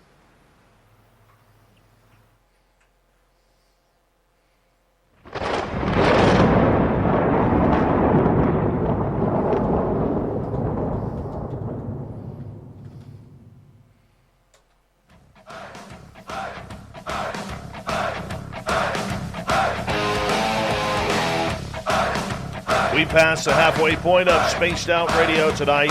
Thank you so much for tuning us in.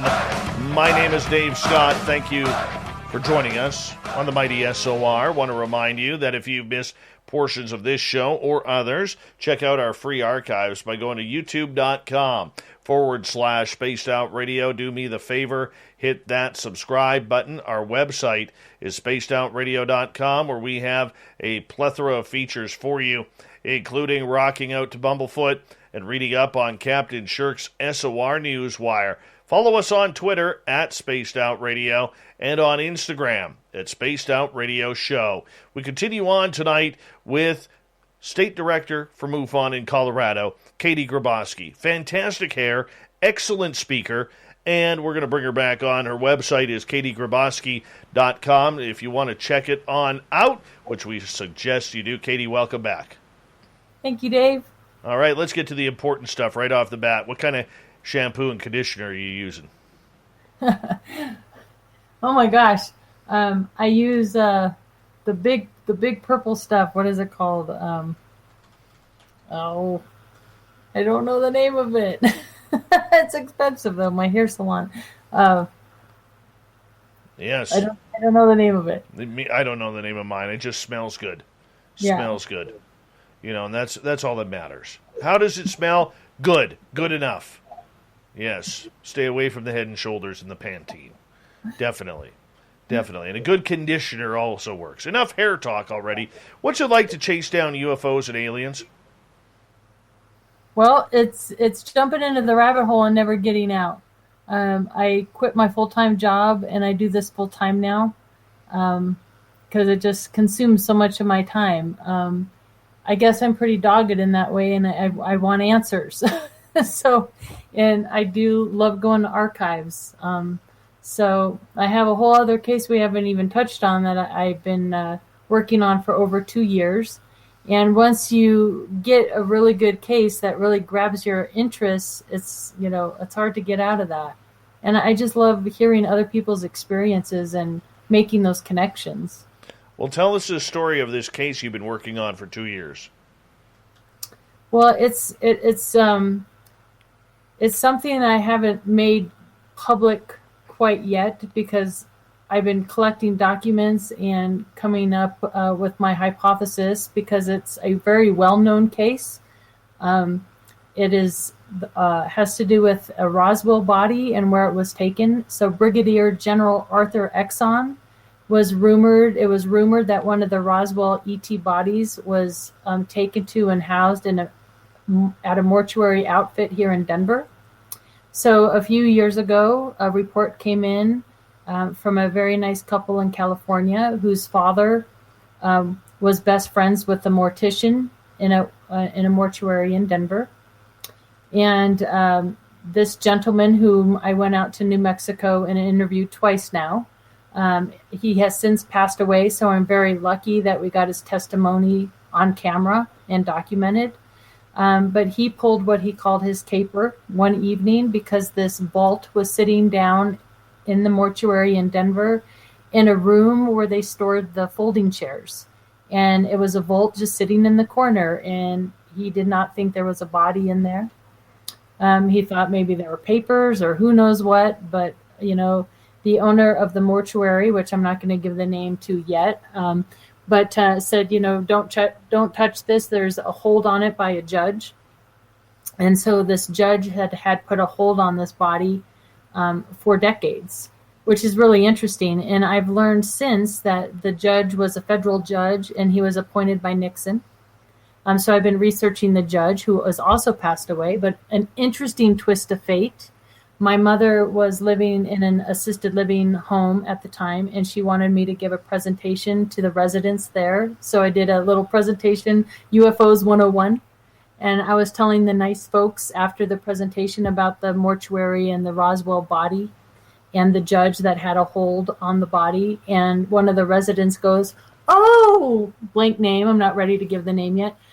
His widow's on the 5th floor. You want me to go get her?" So I've been able to interview the judge's wife twice. I've been to the Eisenhower archives because the judge and his wife live 2 doors down from Mamie Eisenhower, who has a Denver connection. So there's an Eisenhower connection, mortuary connection, and then the judge was also a 33-degree Mason. And the lodge is just right down the street from the mortuary, the Mason Lodge, and really close to Fitzsimmons and Lowry Air Force Base. So there's this whole connection. I've been to the Eisenhower archives several times, and I've been gathering documents because when I bring this story out to the UFO community, I really need to have my ducks in a row. I have a lot of them in a row. But when I come out with all the details and all the facts and all the names, I really need to have all that together. And I've been working on this for a couple of years. It's really intriguing. I think I even know where they've moved the little body to. But I need ways to prove that. So I'm in the process of doing soil samples, and I'm hoping to find somebody to help me do some research on this as far as ground penetrating radar and some things like that. So it's a super exciting case with really credible people. My first question, though, to the mortician was, why didn't, when you opened it and looked at the body, so he pulled his caper in the middle of the night, he opened the vault. Inside the vault was a child-sized casket. So he, unzips the thing. It's soaked in 7 layers of formaldehyde. And he said all the visceral was completely removed and the genitals were completely cut out. The ET had almond-shaped eyes, a heavy brow, orifices for ears. He couldn't see the neck because the way the body was laying. The skin was really grayish blue, leathery. But he did not think ET at the time, because my first question was, well, why didn't you take pictures? Why didn't you, if you thought it was an ET Roswell body, why didn't you take pictures? But he didn't connect it to that at the time. At the time, he was like mortified that this was a child's casket, and he felt that he violated this little being, and he thought maybe perhaps it was a severely hydrocephalic child or a very malformed child at the time. It wasn't until years later that him and his wife were hang gliding. They were hang gliders in Roswell, New Mexico, that they just happened to stop by the museum. And he heard the rumor from Brigadier General Arthur Exon that one of the bodies was stored in a mortuary outfit in Denver, and all the bells went off. Ding, ding, ding, ding, ding. Oh my God, that's what I saw. So it's a really super interesting case. And very credible. When you break it, we'll have airtime for you. Absolutely. I would love to. Sure. You can break it. I kind of broke it already, a little. Okay, so if I get this right, just to summarize, because I never get to use the word summarize a lot on this show. Basically, one of the bodies from Roswell ended up in Denver. Yeah, in a mortuary in Denver, which would make sense to me because at the time, Fitzsimmons was a pretty big deal, and I believe they autopsied one of the bodies at Fitzsimmons. My logical thinking is, why put all your eggs in one basket? Why wouldn't you take one and autopsy it at Fitzsimmons? Why it ended up in the basement of a mortuary, I do not know. I even went down to the probate offices and tried to get any documents, because if the body was held by a judge, they should have documents. The problem is you need a name or you need a file number. And of course, I don't have a name of the little ET, and I certainly don't have a file number. The ties to Eisenhower are very intriguing to me. Mm-hmm. Because a lot of this UFO history seems to tie around Roswell and his history as a general coming out of World War II, getting into politics, and then the alleged scenario where on the West Coast he went to meet with extraterrestrials at what is now Edwards Air Force Base. And whether or not that actually happened, or if he went to L.A. for an emergency tooth extraction. What do you think happened there? Well, since this Roswell body case for me, I think he actually did go meet with these ETs. I think that he's protecting this little one that is in Denver. That's what I think. Yeah, I think there's truth in that story. All right, let's get to a question from Jim. And he is asking, I'm surprised we haven't had more audience questions for you tonight, the way they are loving on you. Jim is asking, do you think these aliens would want their dead back? Well, yeah, we would want ours back. I do. Don't you? I don't know. I mean, let's see. I mean, there's so many things that could go on here.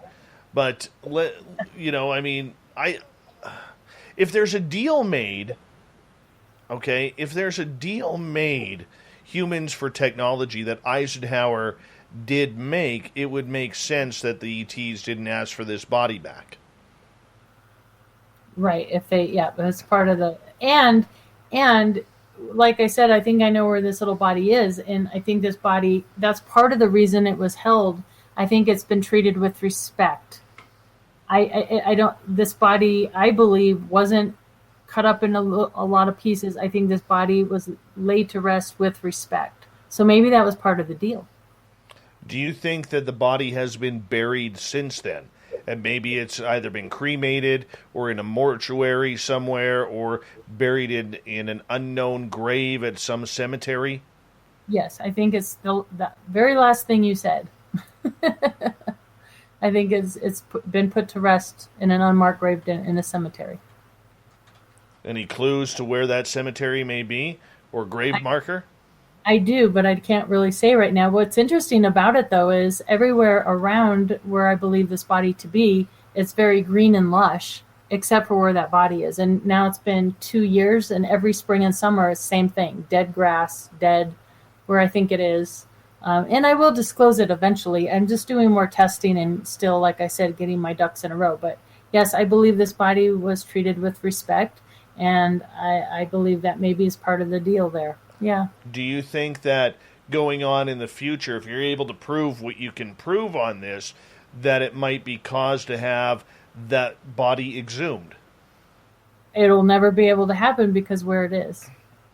Is it in a military cemetery? I can't tell you. That would tell. You know what? I'm just going to assume that because that just makes sense. Yeah. That just makes sense. Where it is, I believe it makes sense where it's placed, and I don't think it ever could be touched where it's placed. And it would make logical sense to me. All of it sort of makes sense. It's like, where do you hide a book? You hide a book in a library. Where do you hide a body? You hide a body in a mortuary. I mean, it sort of all makes sense. Again, COVID shut down the archives. I have more leads and more boxes I need to go pull. And just recently contacted the other University of Nebraska, and I can go. They open it up for more research in September. Hopefully they do if things don't reverse again. So I'm hoping to go back and finish up the research on this topic because it is fascinating, and I believe it makes a lot of sense to me, and the people involved make a lot of sense to me. Any way of sneaking into that ground and maybe stealing some of the soil from there? I did. Ooh, you little thief, you. Yeah. And I had my kids film it. It's not pretty bad. So I had my daughter and my son out there with me, and I'm like, okay, you got to get this on film. But the first time I did it, I didn't do it correctly. I had the gloves, and I just did topsoil. But then after I researched more, I realized I needed to get a core tool. So I'm going back and doing it with the correct tool. So I have to go back and sneak in there and do it again. But with all the right equipment this time. Got to do it at night. Be camouflaged. Well, I don't think I can get in at night. You just have to sort of be nonchalant in the day. Hope nobody sees you there.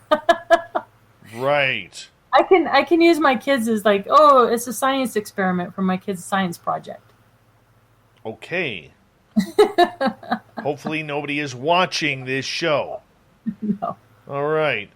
Another question from our audience. YJ is asking, can you speak more about the conflict between the alien species here?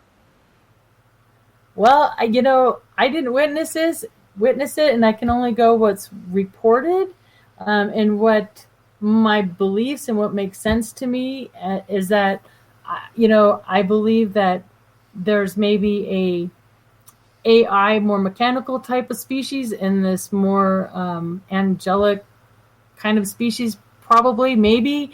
I mean, I'm speculating here, but maybe, certain races out there want to help humanity and protect us, and others could care less and want to, reap our planet. I don't know what it is, but, when you get into the whys, it's hard to say. But I just know that there were two different beings. And what's interesting, too, two different phenomenon. So the electrical beings in the report, the ones with the tubes, anytime those beings were around is when that humming noise and the box and the paralysis would come. Because there's several reports of the mom and the older son and even myself experienced where you'd go paralyzed or fall unconscious to the floor or unable to move. And that seemed to only happen with the mechanical beings. The other beings, that didn't happen, or it wasn't reported anyway. So that's kind of interesting. All right, let's get to another one. Space Cow is asking, do you think the Nephilim are here right now? I'm not sure. I know there's some folks that believe that they're walking amongst us. That's a possibility, I suppose. I'm not sure. I believe that, just like in the paranormal ghost world, we could have ETs all around us and we just can't see them. Just like with a ghost. Another question from Jim. The alien DNA of the body may be seeping into the soil? That's what you're hoping? Interesting. I don't know. I think it would be in a vault. So I don't know if it could seep out of the vault because it's like concrete. I actually have the mortician talking about how it's a vault within a vault within a vault. So it's like in 3 layers. Plus, it would be in a zip bag with formaldehyde. So I don't know, what would be causing the grass to be dead there exactly. I just wanted to compare the soil to see if there were any differences at all between a healthy part of where the body is and, the dead part, and see what the differences are there. Because I'm not sure what's causing the grass to die there. Tony is asking, have you collaborated with Linda Moulton Howe, and did you come up with any new information? I haven't collaborated with Linda. I met her only once, and I'm not sure if she'll be at this year's symposium in Las Vegas, but I hope to talk to her more. I was supposed to be good at that. Apparently I was on the short list to speak there. Oh. Maybe next year. Well, and you need to get out of Canada first. I know. Drop my name there next year. I want to be there. I will. I definitely will. Yes. You and Tom Whitmore, my 2 MUFON buddies, go drop the gloves and say, we got to get Dave down here. Got to get Dave down here. Tom's awesome. I love Tom Whitmore. Mm-hmm. That man is like an encyclopedia. Yes, there are several of those within MUFON. It blows my mind, and I am not one of those people that just can pull out dates and names and it just blows my mind. It's wow. Tom and I talk every week. That's awesome. Every week we have a phone call, and there's not enough good words out there to say what I think about Tom Whitmore. Yes. All right, let's get to Beverly's question. The lovely and talented Beverly is asking, Katie, what are your thoughts on consciousness-initiated contact like CE5? That is a tricky question when you're a MUFON state director. So I believe that there's definitely a consciousness connection to ET. I believe that you can certainly meditate and communicate in your mind Whether you can draw them in on command is something else altogether. I don't think it's as easy as, on the other hand, I have done that on several occasions, and I will see a flash, like somebody's taking a picture in the sky, like just a flash, like boom. And I'm like, and my logical side will kick in and say, oh, that's just a tumbling satellite or an iridium flare or something like that. So I'm very equal brained. I have that logical side that I'll just dismiss it. So yes, I believe that some people can do that. And I absolutely 100% believe that there's a consciousness connection to ET contact. Is that a good answer? I mean, that's the best way I can answer that. It works for me. Yeah. There's that darn echo again. Don't know what causes that every now and then. I think I get too close to my microphone, and that's what happens, because sometimes I get excited to get around the microphone. It's my fault. You have to be really careful. I want to say one other thing about that. You have to be really careful about the calling them in and doing, because where I have a problem is when people start making money off of other people to do things like that. So I would just be really careful with that. You could just do it yourself for free, in other words. Yes, I would agree with you. You don't need to be spending $2,500 to go watch Dr. Wu and his clan go find aliens, when you can do it in your own backyard if you follow those steps.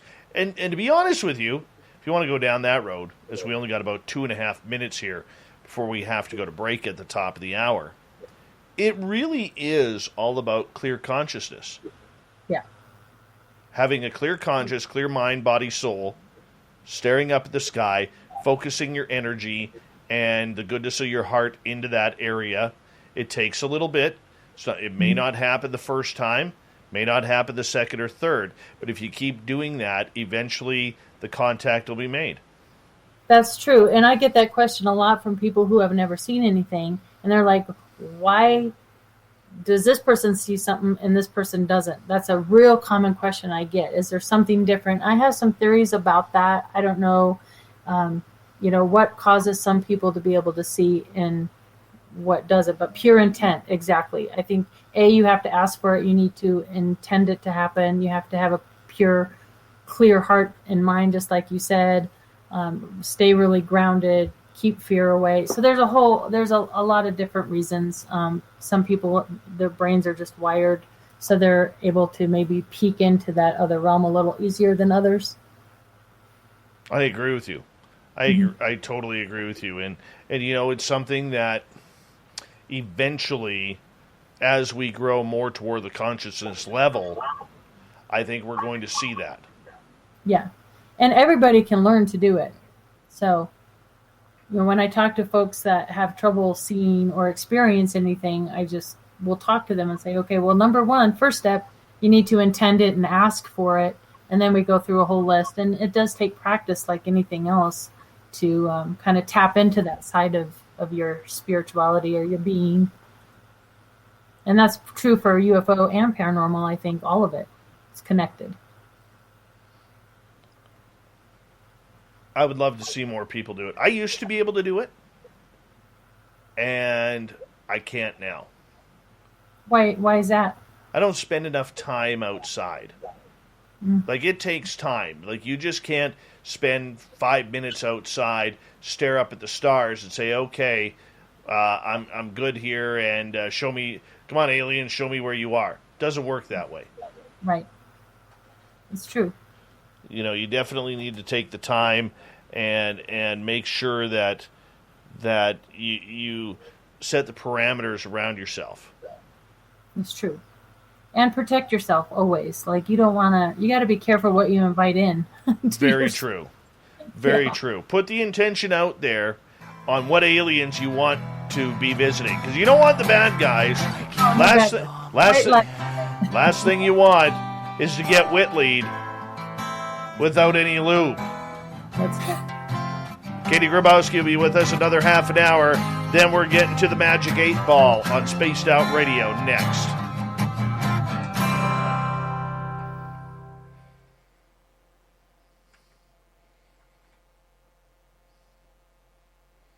All right, I'm just going to run my dogs outside one final time. I'll be right back, okay?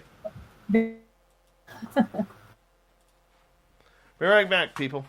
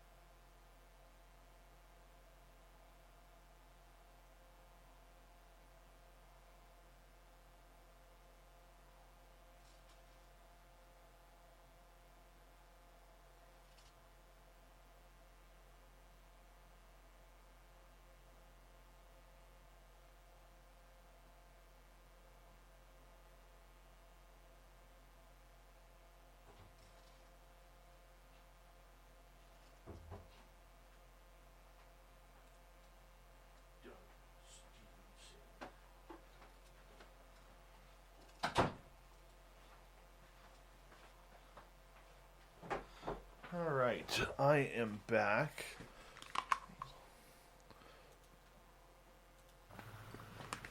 So I'm going to get you, when we get to the break at the bottom of the hour, just stick with me right through the break, and then I'll say a proper goodnight to you. Okay. Yeah, that works for me. Hey, I had to go. It's Purology. I had to go look. I'll never forget that again. Purology. Purology. Beautiful. Purology. It's the best. That's what we're going with tonight. Purology.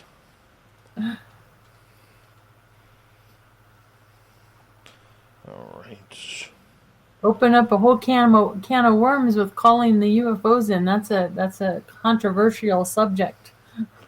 It is, but you know A what? delicate subject. It's hard to. But you said something really cool there, and that was if you put the intention out of whom or what you want to connect with, the chances of having something really cool happen are very high.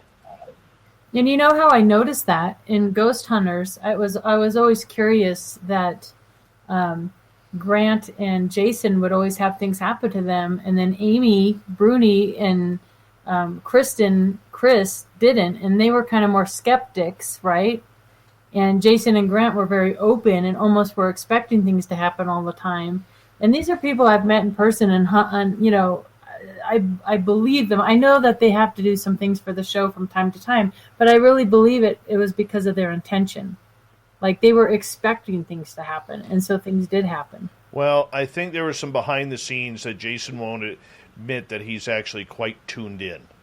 Yeah, I think so. He just won't admit that for the sake because they're scientific, which they are not. Thank you, Ozzy, Steve, Fapster, Snakes, Jazz, and Media Fox, Apollo, and Michael for the super chats. Really appreciate the love and support of this show. Here we go with hour 3.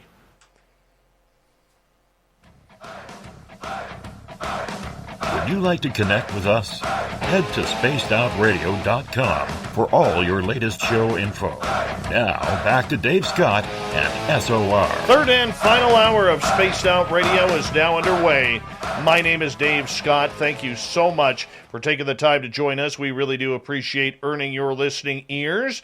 Want to say hello to everyone listening in on our terrestrial affiliates around North America and digitally on TalkStream Live, Revolution Radio, and KPNL. All of our archives are free by going to youtube.com/Spaced Out Radio. Just do me the favor, hit that subscribe button.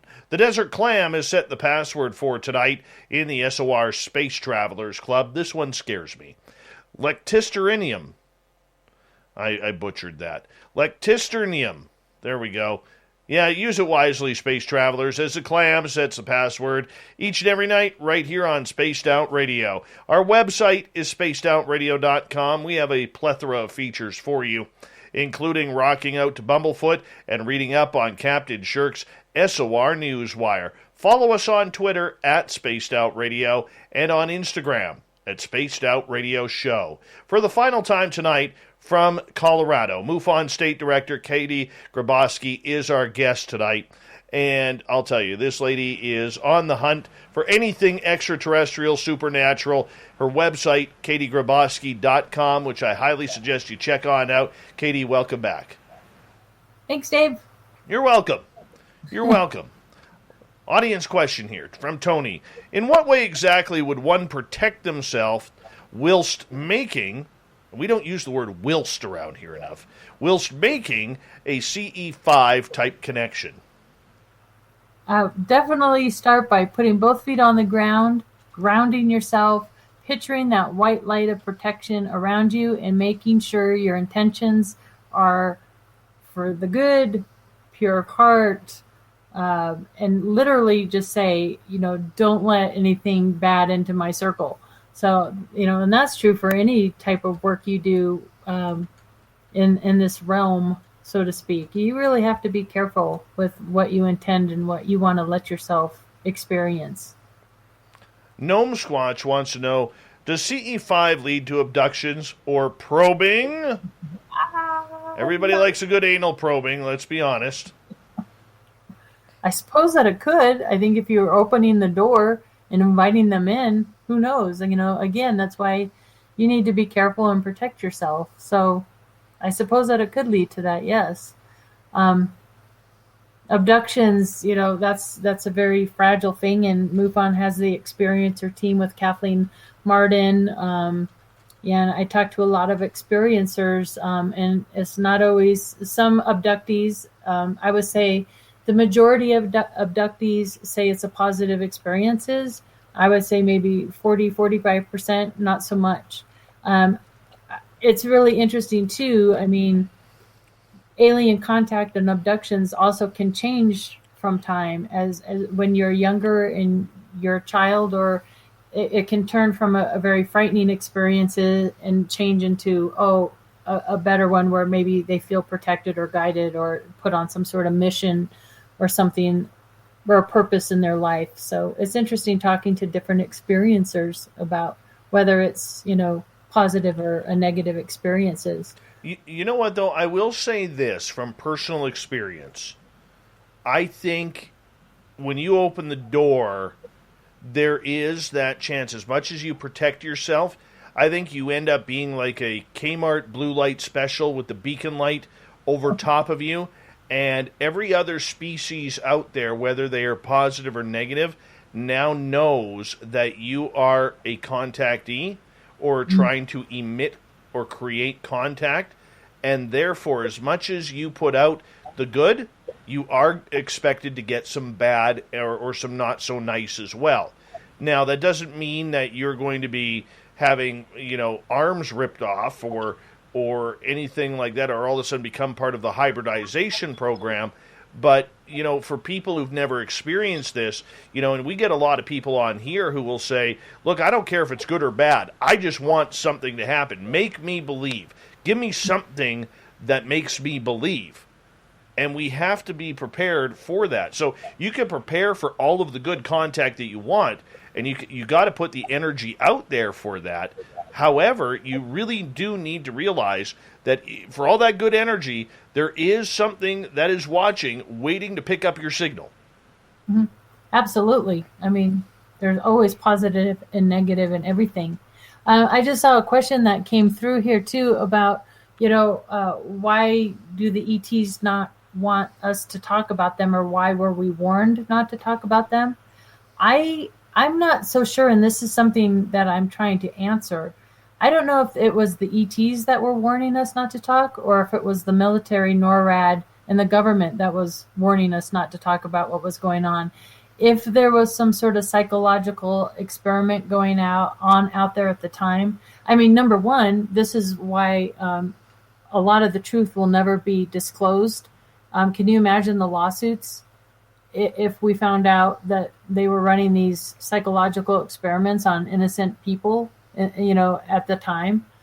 So I just saw that come in and wanted to address that. Yeah, not a problem. With ET contact, with your role in MUFON, how do you decide what is true contact and whether it's something that will be contact, or let me rephrase, I apologize. How do you know it's real contact and not just somebody who is having psychological problems? Good question. And that's something I'm very, very sensitive to. I had a half-brother who had some mental issues, my oldest half-brother. He was super intelligent and super artistic and wrote some really profound poetry that almost sounded ET connected in a way. So I'm very sensitive to mental illness in that. And for me personally, I think it's really important to just hear people out, listen to what they have to say, take the information down and be unbiased and unjudgmental. Take down the facts, take down their experiences,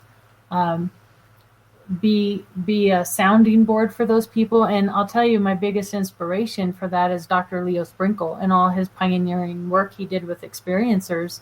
And that's exactly what Dr. Leo was for so many people, was a sounding board. He was a man that is just, he's 90. I think somebody earlier asked how he's doing. He is now permanently in assisted living with his wife, Marilyn. He just had his 90th birthday, and he has had a few falls.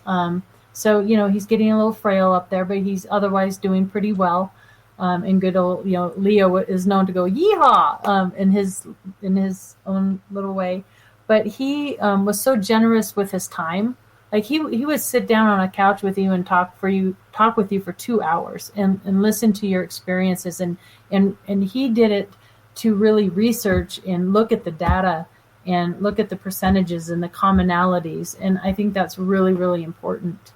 And I think, whether somebody has a mental illness and is completely out there, I mean, you get a good sense of that within the first 5 or 10 minutes, but you still need to be open and to listen to what they say. And then just make note of that possibly could be an underlying condition or cause. Do you believe then for the majority of people who create this type of scenario for themselves or experiencing extraterrestrial contact, do you believe that this is something that goes through a life cycle, because we see a lot of patterns, going for generations? Or do you think that this is something that is hitting most people as they start to develop their own spirituality and looking for their own answers? I think it's the first thing you said. I think, well, for most, I think it can happen both ways, but I think it's more common to I think I have seen time and time and again, and so have other researchers, that these tend to run in family lines, and they seem to follow generational tracks. And it seems like there's marks where you have initial contact at maybe 3 years old, 5 years old. Your teen years are really heightened from 12 to 20. And then it kind of goes dormant for a while. And I don't know if that's because we get busy with our lives and family. And then there's something that will usually trigger another contact or awakening or tap into your consciousness, later on in your years, let's say your late 30s or mid 40s, in that range. So it kind of follows this pattern that I've seen anyway. Yeah, that's kind of the big thing that I'm looking for too, is that connection. Because I know in my family, nobody in my family has had experiences. That they know of. Right? And I don't think they're the type of people who would actually admit it. Well. Right. So, with MUFON, you being a part of these specialized investigative teams, what's different between those teams and a regular investigation?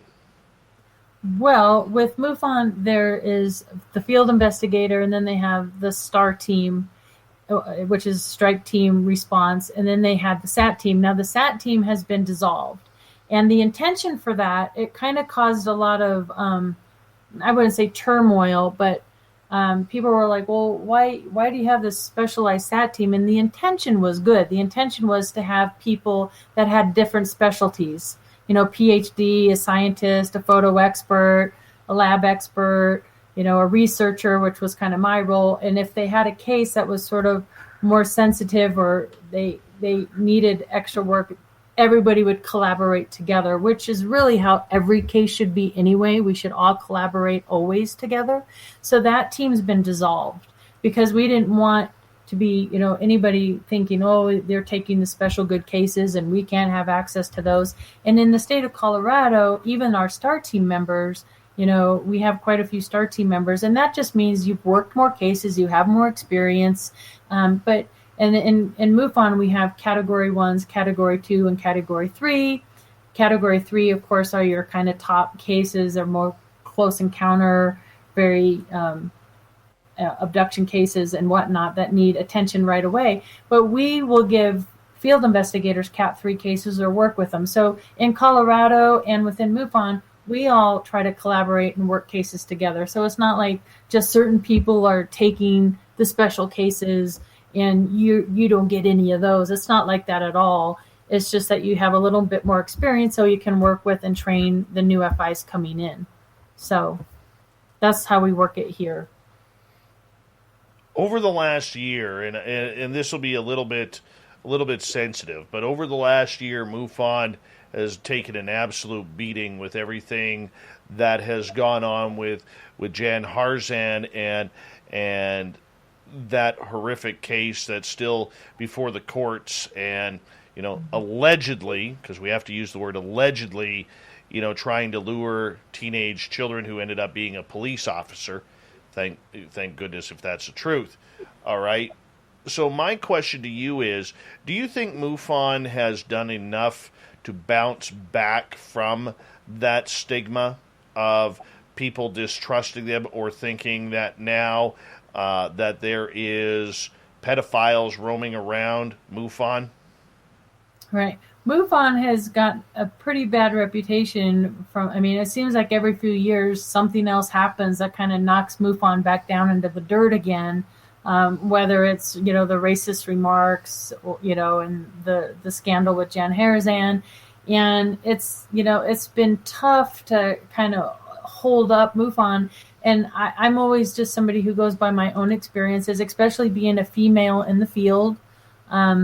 There's been issues with, rumors that, women can't go very far there. But from my own experience, I've never experienced that.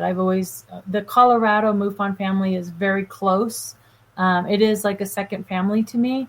And I haven't experienced anything bad. I think what happened with Jan is awful.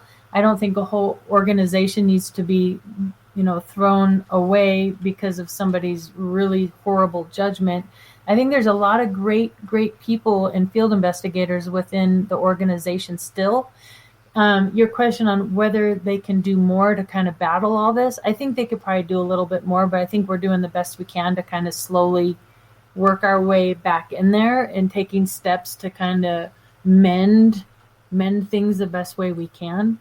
As a state director regarding this entire situation, has the Board of Governors reached out to the state directors to keep you in touch and abreast with what's going on?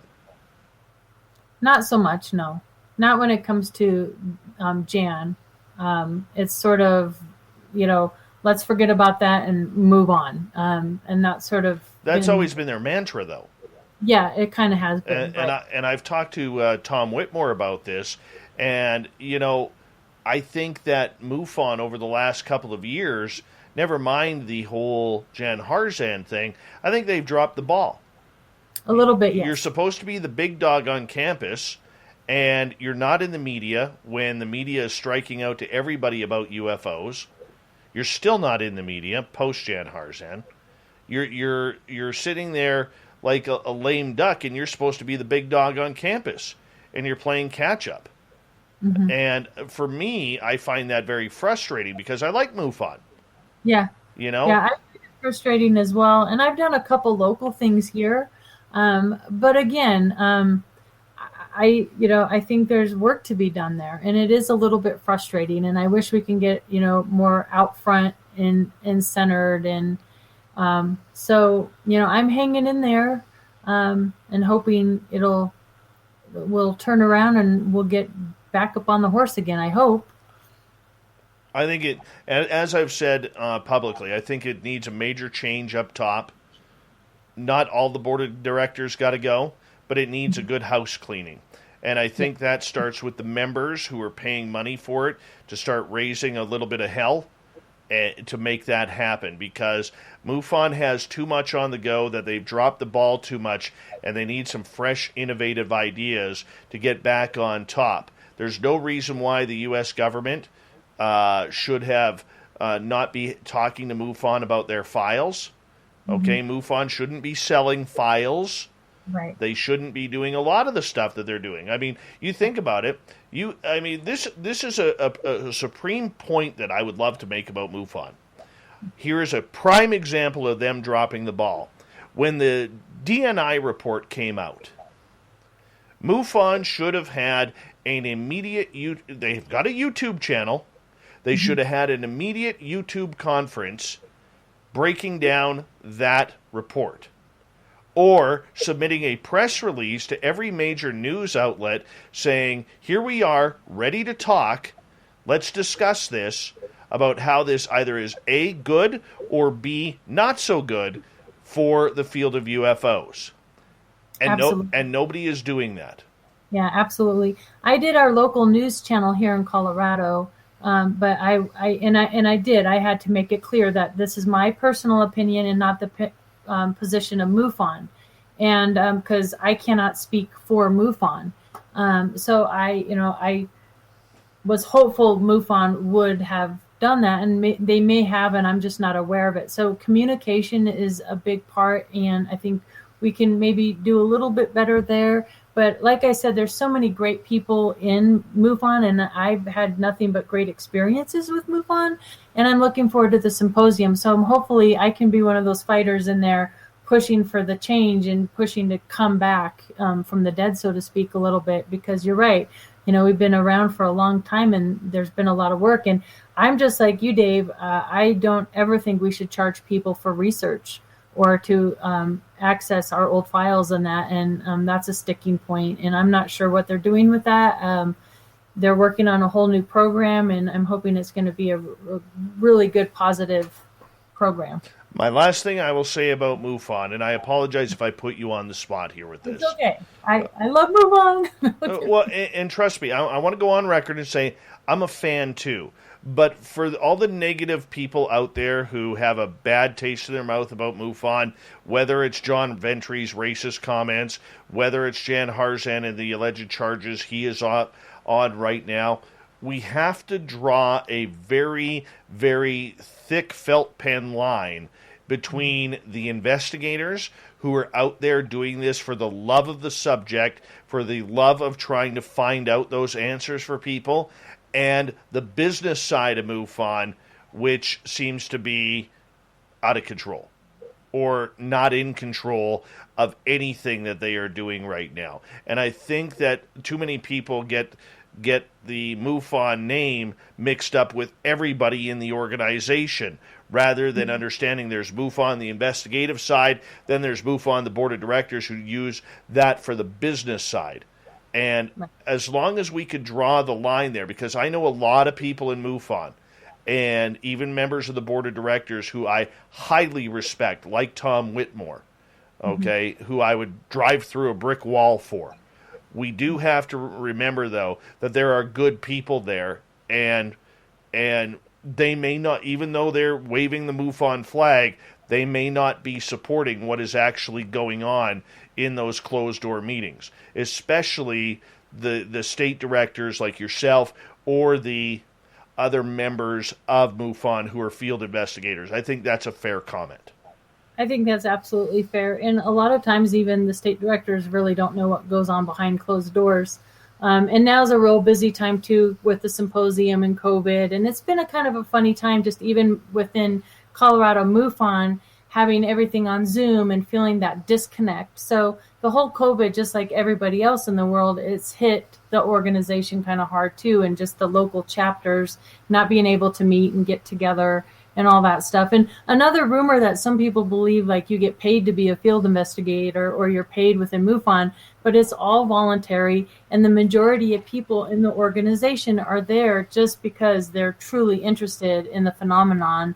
And like any other club or organization or group, with your local groups, you meet like-minded people, and it's a place to go collaborate and talk and, research and all that. So, overall, for me, it's been a really great experience. But I agree with you, Dave. Definitely, we have mending fences and a lot of improvements and a lot of growth that we can do. We need to get a lot of young new blood in there to kind of, freshen things up a little bit, fluff the pillows. And I will tell you one thing, and I've told Tom Whitmore this. I would love to run MUFON.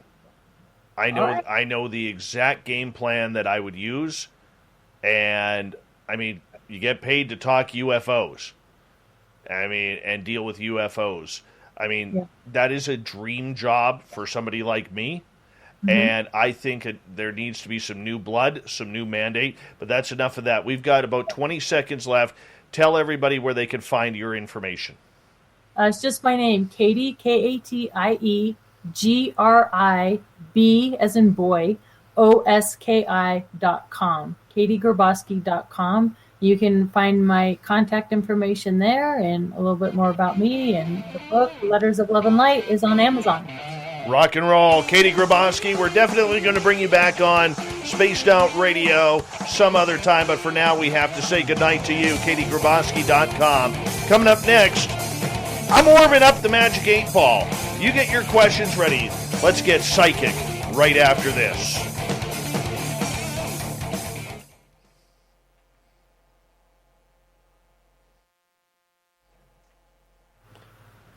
Katie Graboski, everybody. Katie Graboski. Great show. Great show. Dave, that was a lot of fun. I'm glad you enjoyed it. I'm glad you enjoyed it. I can take these off for a second. Oh. I got a lot of hair gel in to hold it in place. Love it. Katie, thank you so much for coming on the show. I had, and just reading my audience absolutely loved you. And we had well over 200 people watching each hour. So congratulations on that. And thank you so much for being just a real beautiful, bright star in the sky of UFOs. I appreciate you. Well, thank you, Dave. I appreciate you having me on. Let's do it again. Okay, absolutely. I'm constantly researching, I'm constantly digging, and I hopefully will have more and more to talk about as things go on, Well, if you break that story, I want you to break that story here. Because we're the only ones who will be able to do it with journalistic integrity. Awesome. All right. Yeah. That's my cocky side coming out right there. A little bit more work to do, but when it breaks, I'm hoping it will in the next year or so. Awesome. You take care. Enjoy your night. Thank you for staying up late, and thank you for being an absolutely incredible interview. Awesome. Thank you, Dave. I hope Canada opens up soon so you can get out here and make it to a symposium. That is the goal. By God, that is the goal. Oh, and Alan makes a good point. Thanks for having great hair. Oh, you're welcome. All right. Take care, Katie. All right. Thanks. Good night. Thank you. All right. Katie Graboski, everybody. How awesome is she? How awesome was she? Space Cow, you suck. Oilers don't suck. Even though we have a terrible goaltender. How do you re-sign Mike Smith for 2 years? The guy is like 56 years old. That was good radio tonight, guys. Good radio. Anya, thank you so much for the super chat. Ozzy Steve, thank you for the pair of super chats. Fapster, Snakes, Jazz, Media Fox, Apollo, and Michael, thank you for the love and support through the super chat tonight. Really do appreciate that. In a few minutes here, once we start introducing the final half hour, please put your questions in capital letters. I am warming up the Magic 8 Ball. So stick around. I know our numbers are starting to drop here because Katie's gone and they're like, we don't want to hear from Fat Dave anymore. No, I know. I know, people, but we still got half an hour of a show. Look at that. We've dropped like 14 people here in the last 38 seconds. Stick around. Ask the Magic 8 Ball a question.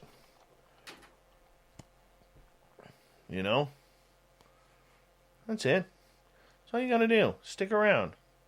Oob to Joe's Bane. You've got aliens. Hi, Bombshell Bomber. I can finally see your comment. And you're leaving. Whoa. Did anybody just see that orb? What the hell is that? Is that a moth? It's not an orb. It's a moth. It's a moth. I hate moths. Son of a bitch, I hate moths.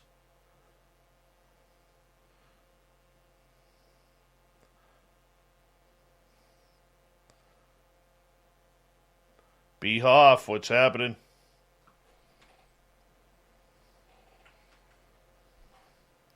It's a moth to a flame. My wings burn away, you bastard. Where? Stay the hell out of the camera, you jerk. Thank you.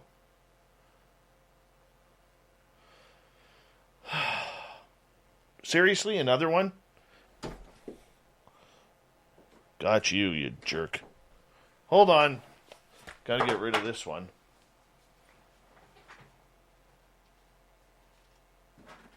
And the other one. Got them both. They're gone. They got expelled from the studio.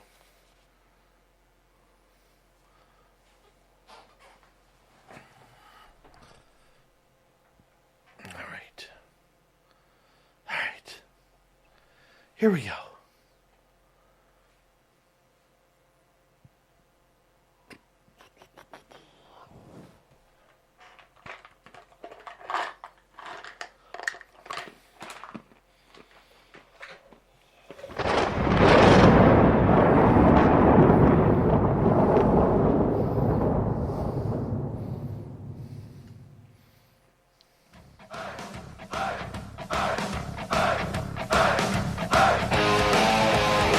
We've rounded third. We're heading for home tonight on Spaced Out Radio. My name is Dave Scott. Thank you so much for taking the time to join us. We really do appreciate earning your listening ears wherever you are in this beautiful planet we call Earth.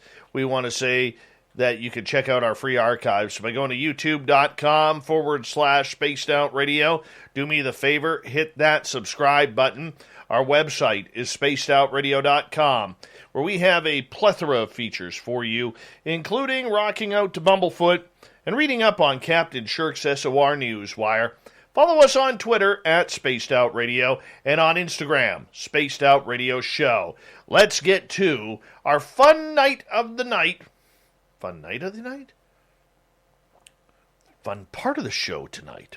Let's try some proper English there, Dave. It's Magic 8 Ball time.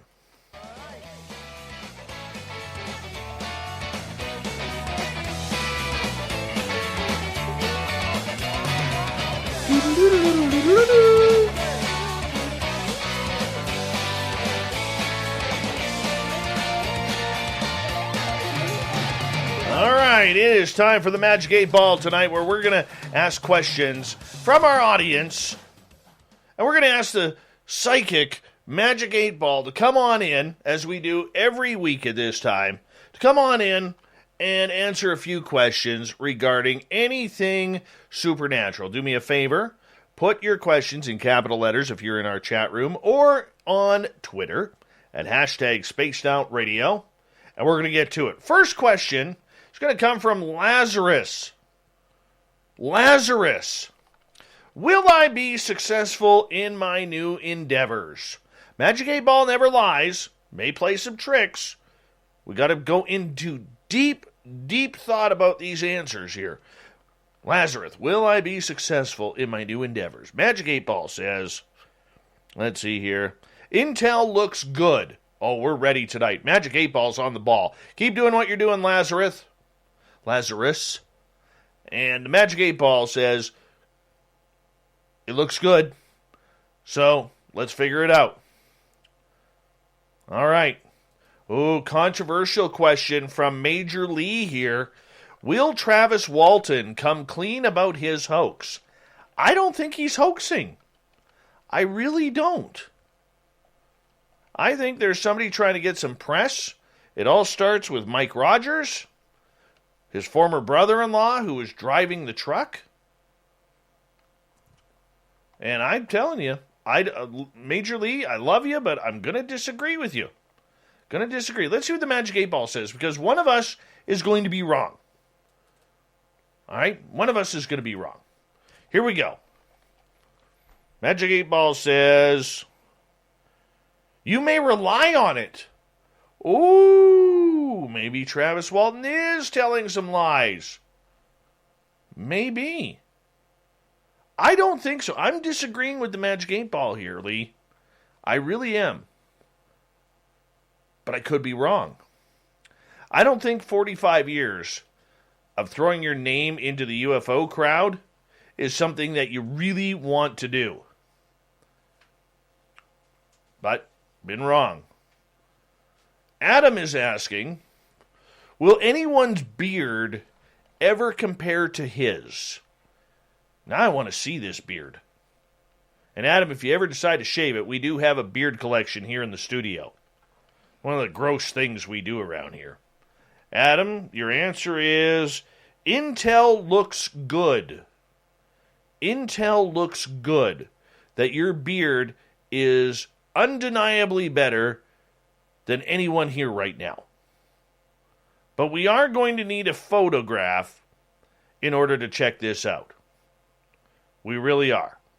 So we're going by the guess of the Magic 8 Ball. We are not going by physical proof of a photograph to prove whether or not the beard fits, so you must acquit.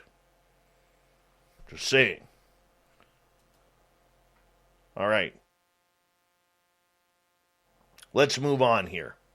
Sandra is asking, will little SOR be an accomplished guitarist? So she's asking about my son, who's a little metalhead.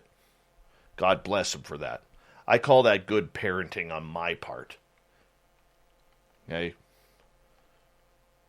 You know how I punish my son when he's been bad? I threatened to take him to the soccer field. Said, you don't want to be one of them, son. You don't want to be one of them. You're going to be bad. You're going to listen to country music. Take you to the soccer field. All right. Will my son become an accomplished guitarist? Out of fuel, try again later. So what that really means, Sandra, is this. The boy is only 8 years old, so we can't push him into anything. All right? Can't force that. He's going to find his own destiny, and maybe he will, maybe he won't. But you know what? As long as he has fun playing, that's all that matters. Because I'm telling you right now, it is really cool learning how to rock with my kid. It really is cool learning how to rock with my kid. I'm not going to lie. All right, let's continue on here with the Magic 8 Ball. Let's see. Thank you, Amy Vegas O, for saying there's nothing wrong with the shirt I'm wearing tonight. Appreciate that. All right. Let's go to Double Tim. Were those moths the first of your Studio 7 plagues? Well, I've been getting a lot of moths right now because I don't have a screen on my window. Okay? That's part of the issue. And it gets really warm in here with all the inside the studio with all the equipment going on.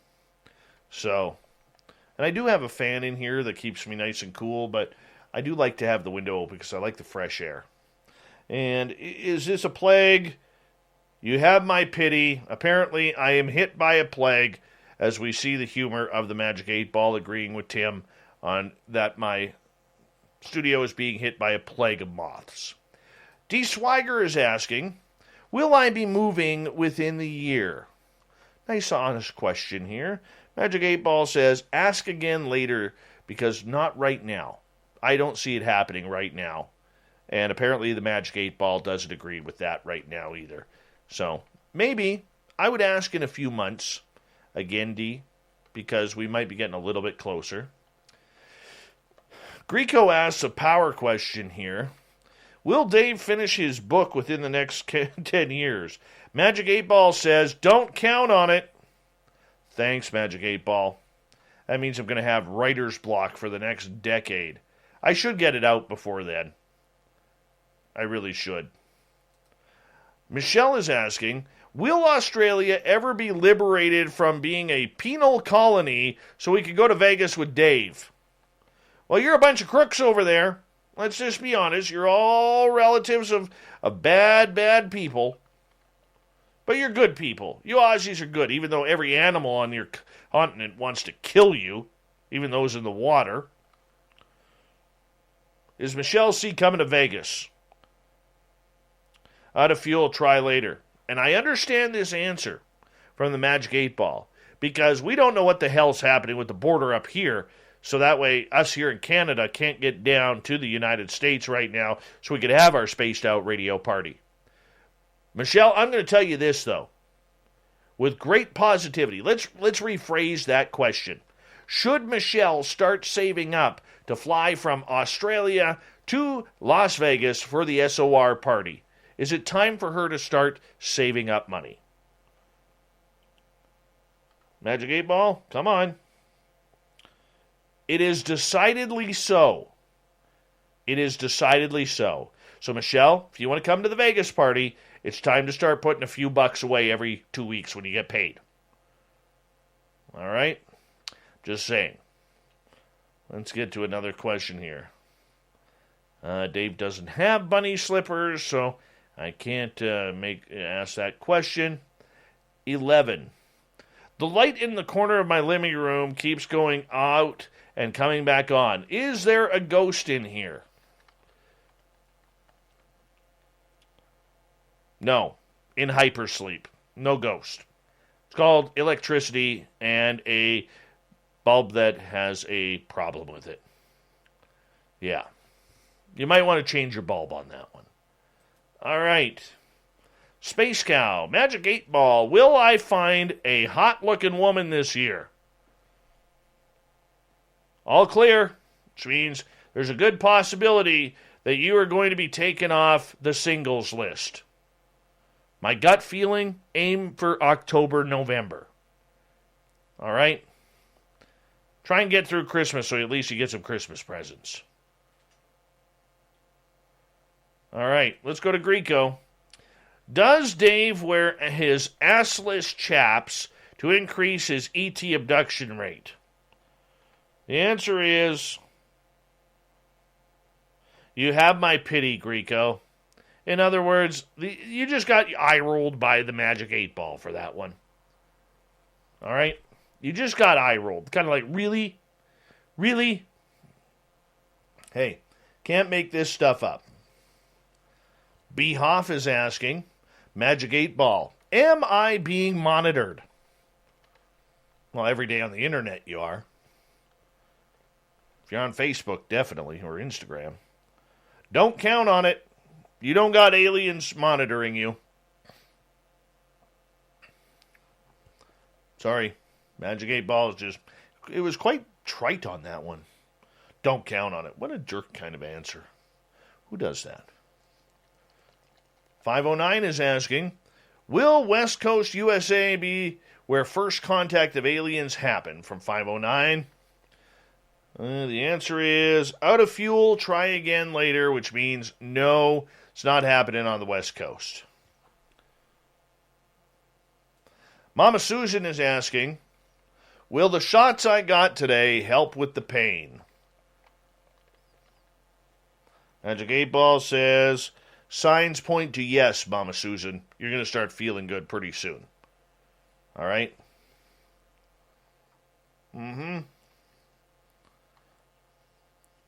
Fap, by the way, says, soccer is the ultimate threat to hold over your child. I'd rather do 24 hours of math than that. Me too, Fap. Me too. All right. Apollo 11 wants to know, does Dave's little gnome statue, and if you catch us on YouTube, you'll see that I have a gnome over my right shoulder, does it move around on its own? Don't count on it. Nope. Doesn't move on its own. Love that gnome. Love that gnome. All right. Gnome Squatch is asking, I just tried CE5. Should I wear underpants tonight? Ask again later. Maybe the aliens don't want you to wear underpants. Gnome Squatch. No, I don't think they do. George is asking, will ETs ever make themselves known to all humanity? Sensors read no. I think the ball got that one wrong. I really do. I really think the 8 Ball got that one wrong. I don't agree with that answer at all. D. Swigger, do aliens really steal coffee? Sensors read no. It's probably your cat. David Mitchell, 8 Ball, was what I saw on Saturday night a real UFO? The answer is, you may rely on it. Let us know in the chat room what you saw. All right. Greco, are the Toronto Maple Leafs winning the Stanley Cup in other dimensions or realities? I'm shaking this, and I guarantee the answer is going to be no. I'm like 100% correct. If I'm wrong, I'll admit it. But no. You got to realize, God hates the Maple Leafs. All right? God hates the Maple Leafs, and we thank God for that. As I see it, yes. Damn it. Apparently, in other dimensions, the Leafs have won the Stanley Cup, just not on our timeline right now. All right, let's see if we got any more here. Let's see. I don't think so. We're not getting political.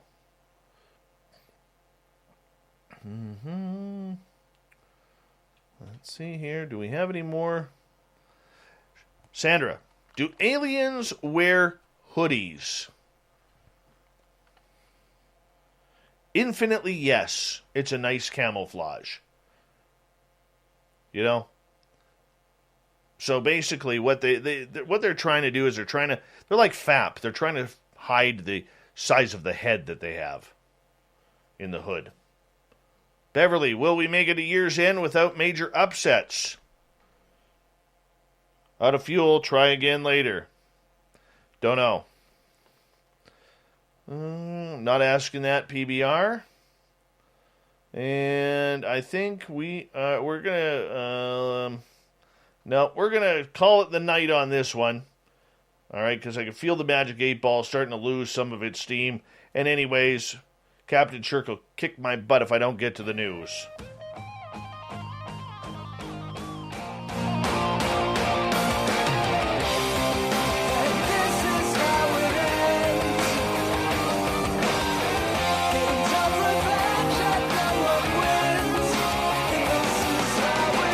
Is always changing, which is why we bring you the SOR News Wire at the back end of every show, where we get to the weird, the strange, the wacky, and sometimes the absolute odd.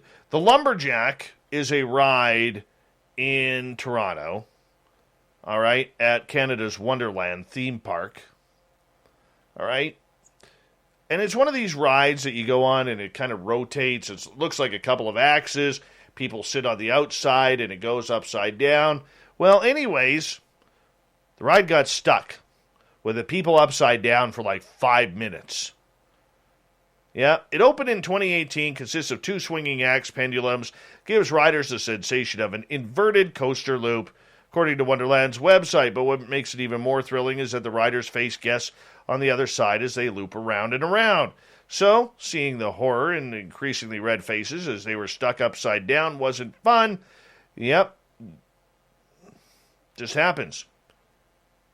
I wouldn't mind that. I'll be honest with you. Wouldn't bother me whatsoever. I got stuck on a chairlift once at Mount Baker in Washington. Chairlift broke down for like 2 hours, and I was stuck at the highest point. All right, the highest point. Like other people could have just jumped off and went in the powder.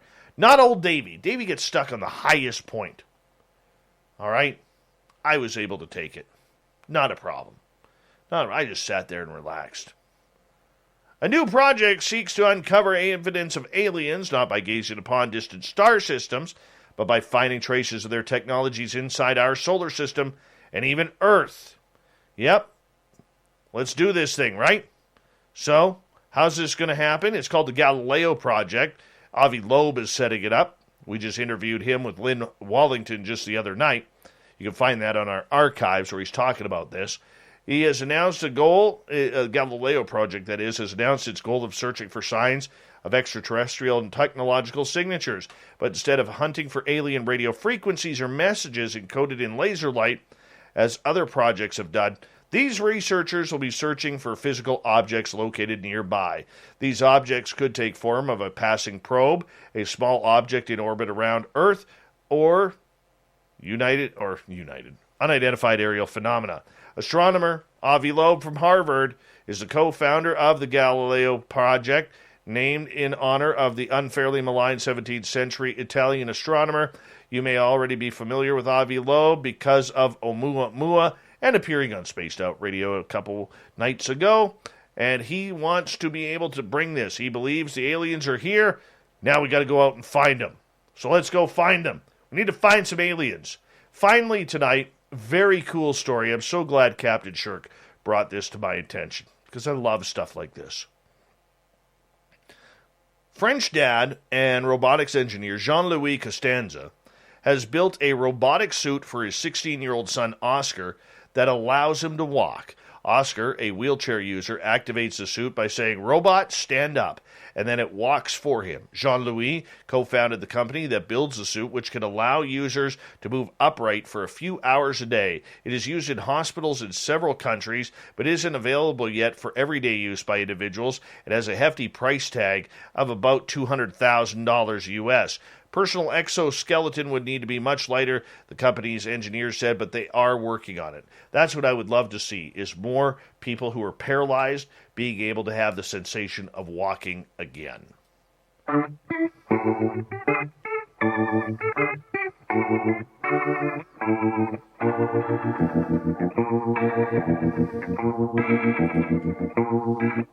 Thought of the Dave happens every night at this time, where we ask a question on our Facebook and Twitter pages, then read your responses on the air because we love the audience participation around here. Today's Thought of the Dave is as follows. What would you like to experience with extraterrestrials? Josh, nothing at all, ever. Eugene, the truth, who they really are, and their true agenda. Double Bobby, all-you-can-eat buffet with R. Keith Andrews. Cat the Kit, hyperdimensional space folding. Darren, it's not good to ask, as I found out. Tim, tooling around the galaxy. Lori, where they are from and what does the Milky Way look like from space. Will, an anal probe, Strieber style. Magnus, alien drugs. Nah, I mean for real though. I'd enjoy knowing the real history of our planet. If they could show me that, that'd be awesome. Danny, what is their interest involvement with us? Kevin, Dave, I would like to experience some of the extraterrestrial healing, knowledge transfers, and life-changing experiences that would help me have the strength, conviction, and gifts to bring peace, spiritual growth, and prosperity to everyone here. Thank you for everybody participating in the Thought of the Day. Thank you to Captain Shirk for the news, the SOR Newswire, everyone playing along on the 8-ball, and of course to Katie Graboski as being our guest. We got Mr. Ron Bumblefoot Thal rocking in the background with Little Brother is Watching.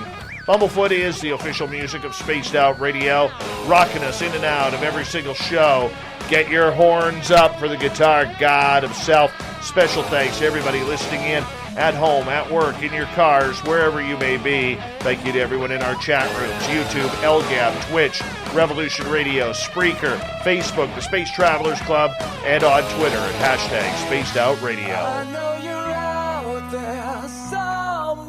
Remember, this show is copyright by Spaced Out Radio and SOR Media Ventures Limited.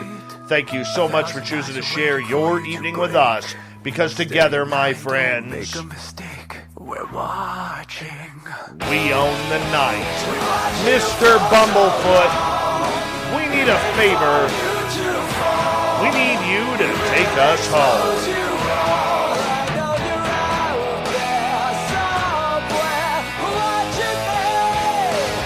Yes, the Woo train has docked for the night.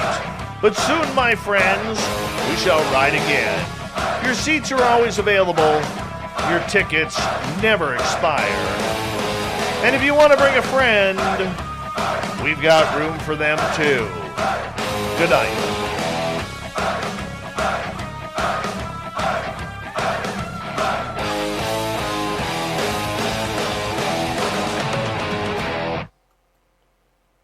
On the Disney Plus original series, Turning the Tables with Robin Roberts, it's the Robin you know and love, bringing you the stories you've never heard.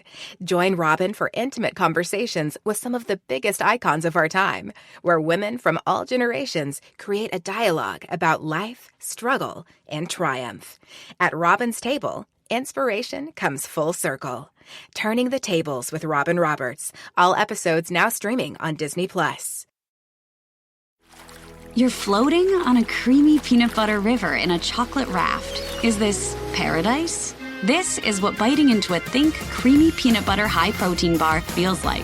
Fuel your life, power your body. Think. Stand for strong.